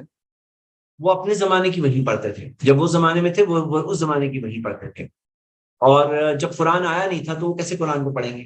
تو وہ اپنے زمانے کی وحی پڑھتے تھے. لیکن جب وہ وحی کا زمانہ ختم ہو گیا اور جو اس کا دور تھا وہ ختم ہو گیا, جب اللہ نے اگلے نبی کو بھیج دیا, اور ہم جانتے ہیں کہ وہ کتابوں کے ساتھ انہوں نے چینجز کیے. قرآن میں دیا ہوا ہے کہ یحرفون الکلمہ عن مواضعہ, وہ باتوں کو اپنی جگہ سے بدل دیتے ہیں. اور یحرفو دیا ہوا یعنی پریزنٹ ٹینس میں, یعنی ابھی تک بدل رہے ہیں, ابھی تک دیکھو گے بدل ہی رہے ہیں, وہ کنٹینیوس چینج ہوتے جا رہے ہیں بائبل میں. تو اب وہ کتابیں کیسے پڑھیں گے وہ؟ پلس ابھی کیا ہے معاملہ, ان کے پاس ان کے اوریجنل ٹیکسٹ بھی نہیں ہے, وہ ٹرانسلیشنز ہیں ان کے پاس, جو ان کے آتھرائز ورژنز ہیں وہ ٹرانسلیشن ہے جو وہ پڑھ رہے ہیں. تو یعنی کافی سارے چینجز ہیں. اور جب اگلے نبی آ چکے ہیں, آخری نبی محمد صلی اللہ علیہ وسلم آ چکے ہیں اور کلیئر پروف کے ساتھ آ چکے ہیں, تو انہیں جو پیشن گوئیاں ان کی کتاب میں دی تھی اس کو مانتے ہوئے, ان کو مانتے ہوئے انہیں آخری نبی کو تسلیم کرنا چاہیے. جزاک اللہ خیر. اگر اللہ نے آدم علیہ السلام کو دنیا کے لیے بنایا تو جنت سے ہو کے دنیا میں کیوں آئے, ڈائریکٹ کیوں نہیں آئے؟ ہمارے پردادا وہاں پہ اتنا بڑا لیسن سیکھ کر آئے کہ شیطان کیسے پھسلاتا ہے, اور شیطان سے پھسلنا نہیں ہے. اور ایک اور لیسن ہم سب کے لیے بھی ہے. وہ لیسن کیا ہے کہ ہماری اصل جگہ وہ ہے, ہمیں وہیں پہ واپس جانا ہے, ہمیں وہاں پہ جانا ہے. آپ اب دیکھیے بعض مفسرین یہ کہتے ہیں کہ جو, اور اس بارے میں اختلاف ہے لیکن اسٹرانگ ویو کئی سارے دلائل کی روشنی میں یہ ہے کہ جو بچپن میں ہی جو بچے مر جاتے ہیں تو اللہ انہیں جنت دے گا. اور اس بارے میں باتیں ہیں موجود, اور یہاں تک کہ کافروں کے بچوں کے تعلق سے بھی ہے کہ وہ جنت میں جائیں گے, لیکن جنت میں جائیں گے ان کا درجہ الگ ہوگا, باقی جنتیوں جیسا درجہ نہیں ہوگا. اور جیسے ایک حدیث میں آتا ہے کہ جنتیوں کے خادم ہوں گے, جو کفار کے بچے ہوتے ہیں وہ جنتیوں کے خادم ہوں گے, لیکن وہ ہوں گے جنت میں. تو یہ بات ہمیں ملتی ہے. ایک اور چیز بہت بڑی بات یہ ملتی ہے کہ کس طرح سے آدم علیہ السلام پھسلے, کیسے ان سے گناہ ہوا, کیسے انہوں نے معافی مانگی, کیسے اللہ نے انہیں معاف کر دیا. تو یہ ہم سب کے لیے ایک عبرت کی بات ہے, کیونکہ ہم بھی انسان ہیں اور ہم سے بھی بھول مسٹیک غلطی ہو سکتی ہے سب سے. تو ہمیں پتہ چلتا ہے کہ کیسے اللہ تعالیٰ معاف کرنے والا ہے, تواب اور رحیم. جزاک اللہ خیر. زیادہ اس سے تو ایک اور سوال نکلتا ہے, کافی لوگ پوچھتے ہیں کہ آدم علیہ السلام کو اللہ سبحانہ تعالیٰ نے جنت میں بنایا کہ کوئی اور جگہ میں بنایا, اور کس چیز سے بنایا؟ کیا انہوں نے دنیا سے کچھ مٹیاں جمع کی سب جگہ سے اینڈ پھر بنائی کہ کیسا؟ نہیں, اللہ تعالیٰ نے مٹی سے بنایا اور آدم علیہ السلام کو جنت میں رکھا, دنیا میں بعد میں بھیجا. اہبطوا جو آیتیں آئی آج یہ بعد میں آئی بھیجا. اب اللہ قادر ہے کہ وہاں پر بھی مٹی اویلیبل کرنے پر اللہ قادر ہے, جس نے اتنی بڑی کائنات کو بنایا اس کے لیے کون سی مشکل چیز ہے کہ وہاں پہ اسے مٹی نہیں مل سکتی ہے, اور دنیا میں بھی آنے پڑے گا, یہاں کی مٹیاں لینی پڑے گی. تو اللہ تعالیٰ قادر ہے, اللہ چاہے تو کن فیکون ہو جا اور ہو جائے گا. وہ علی کل شیء قدیر, وہ ہر چیز پہ قدرت رکھتا ہے. تو جو یہ بات ہے اللہ کے لیے کوئی مشکل نہیں. ہاں, آپ اور میں ہوتے نا بنانے والے, تو کوشچن بہت ویلڈ سوال تھا کہ اگر ہم لوگ بنا رہے تھے آدم علیہ السلام کو تو ہمیں مٹی کیسے ملی؟ نہیں سمجھ میں آتا ہے نا کہ بھائی دنیا میں تو آئے نہیں تھے آدم علیہ السلام, تو ہم لوگوں کو مٹی کیسے ملی؟ ہمارے لیے ویلڈ سوال تھا، لیکن اللہ کے لیے ویلڈ سوال نہیں ہے، کیونکہ اللہ ہر چیز پہ قدرت رکھتا ہے، ہر چیز پہ قادر ہے. چھوٹے سے چھوٹے ہمارے اندر کی سیل ڈی این اے پہ بھی قادر ہے، اور کائنات میں یونیورس کو چلانے پہ بھی قادر ہے. جی. اور سورہ بقرہ کی آیت نمبر 35 میں بتایا جاتا ہے کہ پیڑ کے پاس مت جاؤ، تو اس میں پھل کھانے کی بات کہاں سے آ جاتی ہے جو لوگ کہتے ہیں؟ دیکھنا پڑے گا اس سوال کا جواب. عام طور پہ پیڑ کے پاس کوئی جائے گا تو پھل کھانے کے لیے جائے گا نارملی. ہاں، پیڑ کے پاس. ولا تقربا ہادی شجرتا جو ہے کہ پیڑ کے قریب تک مت آؤ، اس کا مطلب یہ بھی ہے کہ کوئی چیز کرنا نہیں ہے لیکن اس کے قریب بھی نہیں آنا ہے. جیسے قرآن میں آتا ہے ولا تقربوا الزنا، زنا کے قریب بھی مت آؤ. زنا مت کرو تو ہے ہی، قریب بھی مت آؤ. ولا تقربا ہذه شجرتا، اس پیڑ کے قریب بھی مت آؤ، یعنی کہ کھانا تو نہیں ہے، قریب بھی مت آؤ اس کے. یہی طریقہ ہے کہ سد ذریعہ، جو چیز کا ذریعہ ہے بالکل لاسٹ اسٹیج تک جاؤ، پھر یہ نہیں کرنا، ویسا نہیں ہوتا ہے، پہلے سے ہی راستہ روک دیا جاتا ہے. تو یہ بات ہمیں مل رہی ہے. لیکن پیڑ کا پھل نہ کھانے کی بات کہاں ہے، واضح آیت حدیث چاہیے تو وہ میں تھوڑا دیکھ کے ہی بتا سکتا ہوں. تو یہ سوال میں نے پیسٹ کر لیا، کاپی پیسٹ کر لیا، یہ پینڈنگ ہے، کل کے لیے جائے گا انشاءاللہ. جی انشاءاللہ. آدم علیہ السلام بہت اکیلے لونلی فیل کر رہے تھے، تو حوا علیہ السلام کو بنایا گیا، تو یہ کیا صحیح ہے؟ اور بنایا گیا تو جنت میں یا دنیا میں بنایا گیا؟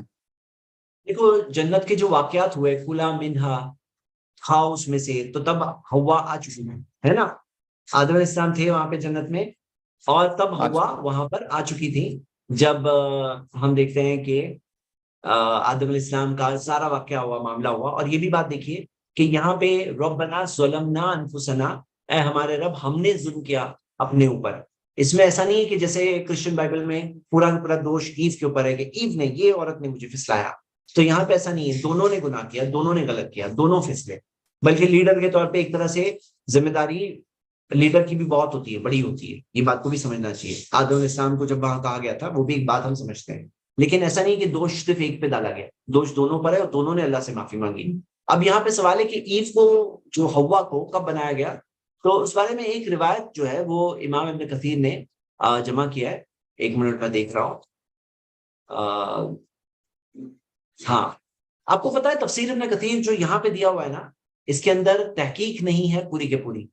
صفی الرحمن مبارک پوری جو دارالسلام کے جو شیخ جنہوں نے کیا، کوشش کیا، انہوں نے انٹروڈکشن میں ہی کہا ہے کہ انہوں نے ٹرائی کی کہ زیادہ سے زیادہ ضعیف حدیث نکل جائے، لیکن کچھ ضعیف حدیثیں اب بھی باقی ہے. انہوں نے وہ سندوں کو بھی ذکر کیا کہ یہ سند جو حدیثیں ہیں وہ ضعیف ہے. لیکن ایک بہت اچھی تفسیر ہے جو اردو میں ہے، اور میں اس کا لنک بھیجاؤں گا گروپ میں، شکیل بھائی دے دیں گے. اس کے اندر حدیثوں کی تحقیق بھی دی الحمدللہ، لیکن وہ بھی سب کے سب نہیں، کافی حد تک دی ہوئی ہے. امام ابن کثیر کا میتھڈالوجی میں آپ کو بتا دوں تاکہ ہم سب کو پتا ہو کہ اکیڈمک طور پہ کام کیسے ہوتے ہیں. امام ابن کثیر نے کیا کیا، اس موضوع پر تفسیر میں کون سی روایتیں ملتی ہیں، وہ روایتوں کو جمع کیا. بعض روایتوں میں وہ خود بولتے ہیں یہ حدیث حسن ہے، اور امام ابن کثیر بھی جب بولتے ہیں نا حسن ہے، صحیح ہے، تو وہ بات کا ان کی تحقیق مانی بھی ہے. امام ذہبی، امام ابن کثیر، یہ دونوں کی تحقیق ہے نا اچھی ہے، مانی ہوئی ہے. یعنی کہ اگر وہ کہتے ہیں تو آپ وہ بات کو ایک اچھا سمجھ سکتے ہیں جو امام ابن کثیر بولتے ہیں حسن ہے، صحیح. لیکن کئی روایتیں وہ ذکر کرتے ہیں، اس کی تحقیق نہیں ہوتی ہے. لیکن انہوں نے بڑا کام کیا کلیکٹ کیا، وہ بھی سند کے ساتھ کہ یہ فلاں سورس کے ساتھ ہے، یہ حدیث فلاں فلاں جگہ سے ملتی ہے، یہ روایت ملتی ہے. یہ بھی بہت بڑا کام ہے. تو وہ الگ کرنے کا کام جو ہے یہ بعد والے اسکالرز نے کیا ہے، کیونکہ اس کے نا ضعیف حدیثیں بھی ہیں، ہمیں یہ بات بتا رہے ہیں. اور انہوں نے بڑا کام کیا جمع کیا. تو میں جو ذکر کر رہا ہوں، جو یہ روایت ہے، یہ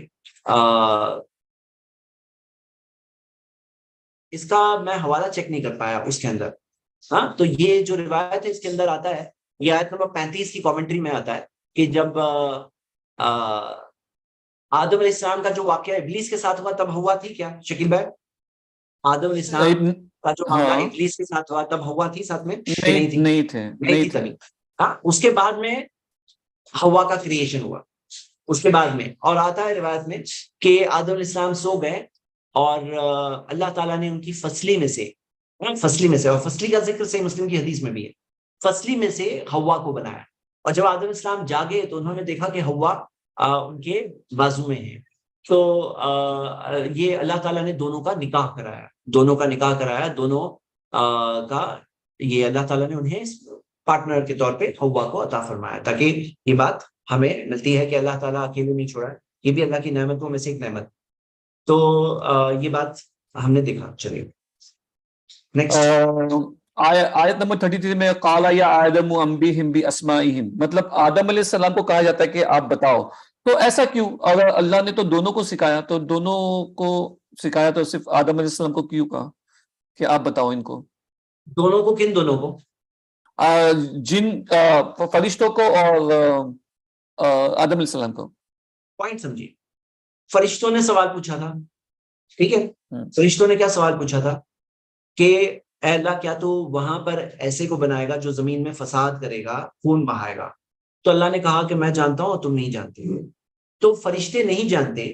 یہ چیز کا پریکٹیکل ڈیمانسٹریشن کیا تھا کہ اللہ سبحانہ تعالیٰ نے کوئی علم آدم کو دیا اور فرشتوں کو نہیں دیا، اور دونوں کو کہا بتاؤ، اور آدم علیہ السلام نے بتایا، فرشتے نہیں بتا سکے.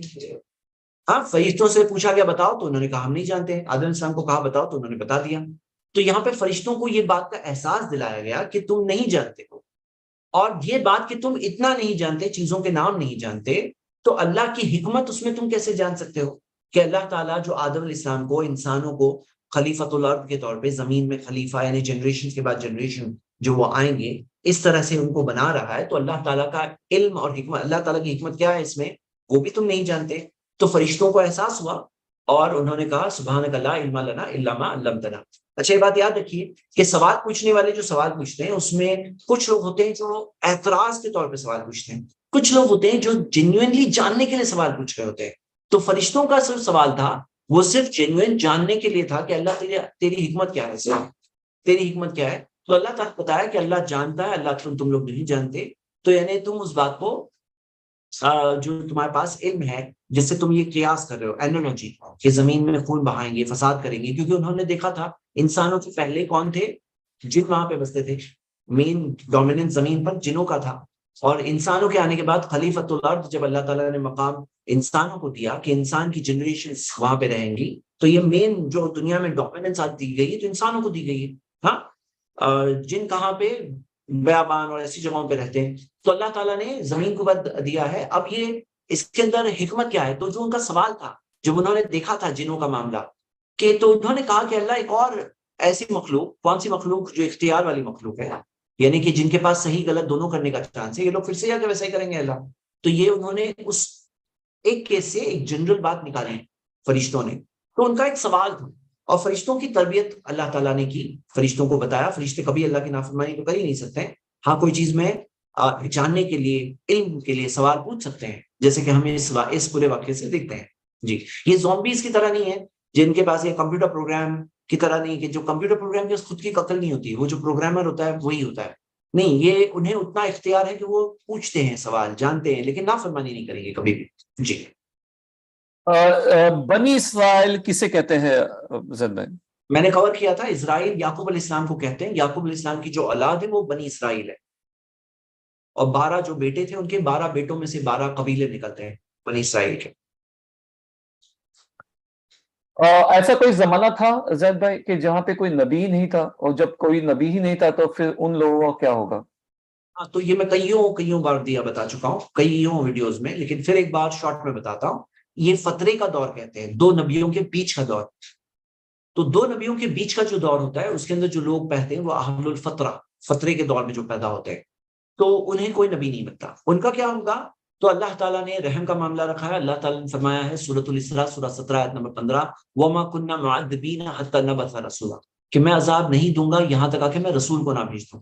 اور قرآن میں کئیوں بار آتا ہے، آپ دیکھیں گے جہنم کے دروازے پر مجرمین پہنچتے ہیں، داروغہ پوچھیں گے الم یاتکم نذیر، کیا تمہارے پاس ڈرانے والے نہیں آئے؟ تو وہ کہیں گے قالوا بلا قد جاءنا نذیر، کہا کہ ہاں ہمارے پاس ڈرانے والا آیا، فکذبنا، ہم نے اسے جھٹلا دیا. تو جہنم میں جانے والے کیا کہہ رہے ہیں کہ ہمارے پاس ڈرانے والا آیا. تو یہاں پہ وہ فترے والے جو بولیں گے کہ کوئی آیا نہیں، وہ تو نہیں ہو سکتے نا. تو ان کا کیا ہوگا وہ ڈیٹیل دوسری حدیث میں ملتا ہے، مسند احمد کی حدیث ہے، اور کئی ابن حبان اور دوسری جگہوں پر بھی ہے. امام ابن کثیر نے بھی سورہ 17 نمبر 15 کی کامنٹری میں اس حدیث کو ذکر کیا ہے، جس کے اندر آتا ہے 4 قسم کے لوگ اللہ سے قیامت کے دن حجت کریں گے کہ اللہ، ایک کہے گا اللہ میں بہرا تھا، اسلام آیا لیکن مجھے کچھ سنا ہی نہیں دیا. دوسرا کہے گا اللہ میں اسلام آیا میرے پاس لیکن میں اتنا بوڑھا تھا مجھے صحیح سے کچھ سمجھ میں ہی نہیں آیا. تیسرا کہے گا اللہ اسلام آیا میرے پاس لیکن میں تھوڑا پاگل تھا تو مجھے کچھ سمجھ میں نہیں آیا. چوتھا کہے گا اللہ میں فترے کے دور میں پیدا ہوا، میرے پاس اسلام آیا ہی نہیں، اور اللہ کہے گا تم پہ آج بھی ظلم نہیں کیا جائے گا. وہ سب قیامت کا دن دیکھ چکے ہیں نا. ہاں, اللہ تعالیٰ ان سے عہد لے گا, وعدہ لے گا کہ آج کے دن تم میرے رسول کی بات مانو گے, اور فرشتے کو ان کے لیے رسول بنایا جائے, اور کہے گا یہ فرشتہ تمہارے لیے رسول ہے, اس کی بات تمہیں ماننا ہے, یہ عہد کرو, یہ وعدہ کرو. وہ لوگ وعدہ کریں گے اللہ کے پاس, عہد کریں گے کہ ہاں ہم فرشتے کی بات مانیں گے. لیکن فرشتہ انہیں آگے لے جائے گا اور ایک ایسی جگہ پر لے جائے گا جہاں پر وہ کہے گا ادخلو, اس میں داخل ہو جاؤ, تو انہیں آگ دکھے گی. جو آگ میں داخل ہو جائیں گے فرشتے کی بات مانتے ہوئے, تو وہ آگ ان کے لیے برد و سلامہ, ٹھنڈک و سلامتی والی ہوگی. اور جو لوگ نافرمانی کریں گے, صرف فرشتے کی نافرمانی نہیں کر رہے, فرشتے کی نافرمانی فرشتے کے بھیجنے والے کی, یعنی اللہ کی نافرمانی, تو وہ جو نافرمانی کریں گے, نہیں مانیں گے بات, وہ لوگ جہنم میں جائیں گے. تو اس میں ہمیں کیا پتا چلتا ہے, ان کا یہ ایک معاملہ بعد میں ہونے والا ہے. لیکن ظاہر سی بات ہے, دنیا امتحان کی جگہ ہے. جو دنیا امتحان کی جگہ ہے, یہاں پہ فری ول ہے ہمارے پاس, تو یہاں پہ ہماری چوائسیز فارم ہوتی ہے. کیا ہوتا ہے کہ انسان جو ہوتا ہے نا, عادت کا غلام ہوتا ہے. جیسی عادت ہوتی ہے نا ویسے ہی کرتا ہے وہ. تو وہ جو فرشتے کی بات مانیں گے, یعنی اللہ کی بات مانیں گے, آنکھ دکھے گی. جیسے ابراہیم اسلام کی بھی لفظ ہے نا, بردوں و سلامہ. ابراہیم اسلام کتنے فرما بردار تھے اللہ کے, اللہ کی فرما برداری کے آگے سب سرنڈر. تو یہ لوگ تو قیامت کا دن دیکھے ہیں, اتنا بڑا معاملہ دیکھے ہیں, اللہ سے معاملہ بات کر کے آئے ہیں یہ لوگ. تو یہ لوگ فرما بردار لوگ ہوں گے. تو انسانوں میں کچھ لوگ ہوتے ہیں نا, بہت ہی گھٹیا لوگ ہوتے ہیں, ان کو کوئی صحیح غلط میں انٹرسٹ نہیں ہوتا ہے, ان کو بس لالچ ہوتی ہے ان کے اندر, بس چاہیے میرا فائدہ ہونا چاہیے, یہ نہیں صحیح ہے غلط ہے. ایسے لوگ ہوتے ہیں بس. اب وہ جو لالچی قسم کے لوگ ہوتے ہیں, جن کو بس خود کی لالچ میں انٹرسٹ ہوتا ہے, وہ لوگ یہاں آنکھ دیکھیں گے تو لالچ ان کی روح کو گر کے گی نا, ان کو ان کے نیچر جو ہوگا بنا ہوا نیچر, وہی نیچر کے حساب سے کام کریں گے وہاں پہ, تو کہاں پہنچیں گے, جہنم میں پہنچیں گے. تو اور کچھ لوگ ہوتے ہیں جن کو حق چاہیے, نہیں صحیح کیا ہے وہ کرنا ہے, بھلے ہی نان مسلمز ہوتے ہیں, ان میں وہ ہوتا ہے کہ صحیح کیا ہے. تو ایسے لوگ جن کی وہ عادت ہوتی ہے, ان وہیں پہ پہنچیں گے, وہاں بھی بات مانیں گے. حق کیا ہے, سچی بات کیا ہے, اللہ کا فرشتہ ہے, اللہ نے پاس وعدہ کیا ہم وعدہ کیسے توڑ سکتے ہیں, رب العالمین ہے, وہ قیامت کے دن کا مالک ہے. ہاں, تو ہم کیسے توڑ سکتے ہیں. تو وہ لوگ کیا کریں گے, فرما برداری کریں گے, جنت جائیں گے. تو یہ بات ہم دیکھتے ہیں کہ ان کے ساتھ ہوگا, یعنی کسی پہ ان شارٹ ظلم نہیں ہوگا. جو دنیا کا ان کا کاموں کا نتیجہ ہی ملنے والے, جو وہ بنے ہوئے ہوں گے, جس قسم کے انسان ہوں گے نا, وہی انسان کو ویسا ہی چیز ملنے والی. جی, امید کرتا ہوں آپ لوگوں کو بات سمجھ میں آئے. سوچ رہا ہوں ایک شارٹ ویڈیو اس ٹاپک پہ جلدی بنا لینا چاہیے, تاکہ یہ سوال بہت کامن آتا ہے, جو بہت سے لوگوں کو انہیں سمجھنے میں شاید آسانی ہو. جی صحیح. زید بھائی, 2 کامن کوشچنز ہیں جو پلیز اس کا آنسر دیتے. کہ بچے پوچھ رہے کہ پیغمبر اور نبیوں میں کیا فرق ہوتا ہے, تھوڑا سا اس کا خلاصہ کریں. پیغمبر اور رسول اور نبی میں کیا فرق ہے. نبی اللہ کے چنے ہوئے نبی ہوتے ہیں, جن سے اللہ تعالیٰ کلام کرتا ہے, جنہیں حکم دیتا ہے, جنہیں بات کرتا ہے, جن کے پاس انسٹرکشنز ہوتے ہیں, وہ نبی ہوتے ہیں. لیکن رسول کون ہوتے ہیں, جنہیں رسالہ دیا گیا, یعنی کہ بک دی گئی, جو انہیں بک دی گئی, وہ رسالہ دیا گیا, وہ رسول. اور جو حکموں کو فالو کر رہے ہیں وہ نبی ہیں. ہاں, تو نبی اور رسول میں یہ فرق ہے, یعنی کہ ہر رسول نبی ہوتا ہے, لیکن ہر نبی رسول نہیں ہوتا. اللہ کے جیسے رسول کہ صلی اللہ علیہ وسلم نبی بھی ہے, رسول بھی. رسول بھی, انہیں کتاب دی گئی قرآن, اور نبی بھی ہے, اللہ کی طرف سے نبی بھی ہے. نبی نبا سے آتا ہے, یعنی کہ پیغام لے کے جانا, وارننگ لے کے جانے والا, اللہ کا پیغام لے کے آنے والا. جزاک اللہ خیر. آدم علیہ السلام کی فصلی سے حوا علیہ السلام بنے, تو کیا ہر لڑکی اپنے شوہر کی فصلی سے بنتی ہے؟ نہیں, وہ حوا علیہ السلام کے لیے. لڑکی کیسے بورن ہوتی ہے تو آپ کو پتا ہے نا, بچے پیدا ہوتے ہیں, ہم سب کو معلوم ہے نا, بچے لڑکا لڑکی کیسے پیدا ہوتے ہیں, ویسے ہی پیدا ہوتے ہیں. ہاں, لیکن حوا کو فرسٹ ٹائم کیسے بنایا گیا, ان کے امی ابا تو تھے نہیں, تو آدم علیہ السلام کو مٹی سے بنایا, لیکن حوا کو بنایا آدم کی فصلی سے, جیسے کہ ہمیں ملتا ہے خلقت من ضلع, کہ اسے فصلی سے بنایا گیا ہے. میرے خیال سے ٹاپک سے ریلیٹڈ کوشچنز تو فنش ہو گئے, باقی کے دوسرے بہت سارے کوشچنز ہیں. کچھ چیزیں ٹاپک میں آئی تھی آج, آدم علیہ السلام اور حوا علیہ السلام. ہاں, توراۃ و انجیل کے بارے میں تو کہہ دیا نا. تو بتا چکا ہوں میں سوال کا جواب. حروف المقطعات کا جو سوال آیا ہے, تو یہ میں الف لام میم کا جو بگننگ میں نے ڈیفینیشن دیا تب میں نے ایکسپلین کیا تھا, وہاں تھوڑا پیچھے جا کے آپ ویڈیو دیکھ لیجیے. کیا ہم کو دنیا میں آنے سے پہلے ہمیں پوچھا گیا تھا؟ ہاں پوچھا گیا تھا, دنیا میں آنے سے پہلے ہمیں پوچھا گیا تھا. سورہ احزاب میں ہے, سورہ 33 کے اندر, کہ اللہ تعالیٰ نے امانت کو پیش کیا علی السماء, آسمانوں پر, اور زمین پر, لیکن سب نے انکار کر دیا, اور انسان نے اسے لے لیا. تو یہ پوچھا گیا تھا اور ہم نے چوز کیا, اور حملہ الانسان, انسان نے اسے لیا ہے، ضمانت کو لیا، موقع ہے بہت بڑا کہ ہم جنت جا سکتے ہیں جی. تو یہ انسان نے لیا ہے جی ہاں. اور کیا ہے معاملہ کہ آپ خود سوچو کہ ہم لوگ انسانوں کو اسپیشل سٹیٹس دکھ رہا ہے نہیں دکھ رہا ہے؟ کتا، بلی، کاکروچ، چیٹی، یہ سب جو جیتے، شیر اور ہاتھی کیوں نہ ہو، لیکن ہمیں انسان میں کلیئر ڈسٹنکشن دکھتا ہے نہیں دکھتا ہے؟ تو کلیئرلی دکھتا ہے. اللہ تعالیٰ نے انسان کو ایک کانشیسنس دی ہے، ہم اچھا برا دونوں کر سکتے ہیں. ہم جو لائف جیتے ہیں اس کے اندر بہت کچھ ہے جی، بہت کچھ ہے. یعنی کہ اب اس کو ایملیس سمجھنا بالکل بیوقوفی ہے جی. ٹھیک ہے، time is up, sorry time is up. ٹھیک ہے، جزاک شکیل اللہ بھائی خیر. جی وہی ہے. ہاں 2 سوال پینڈنگ ہیں.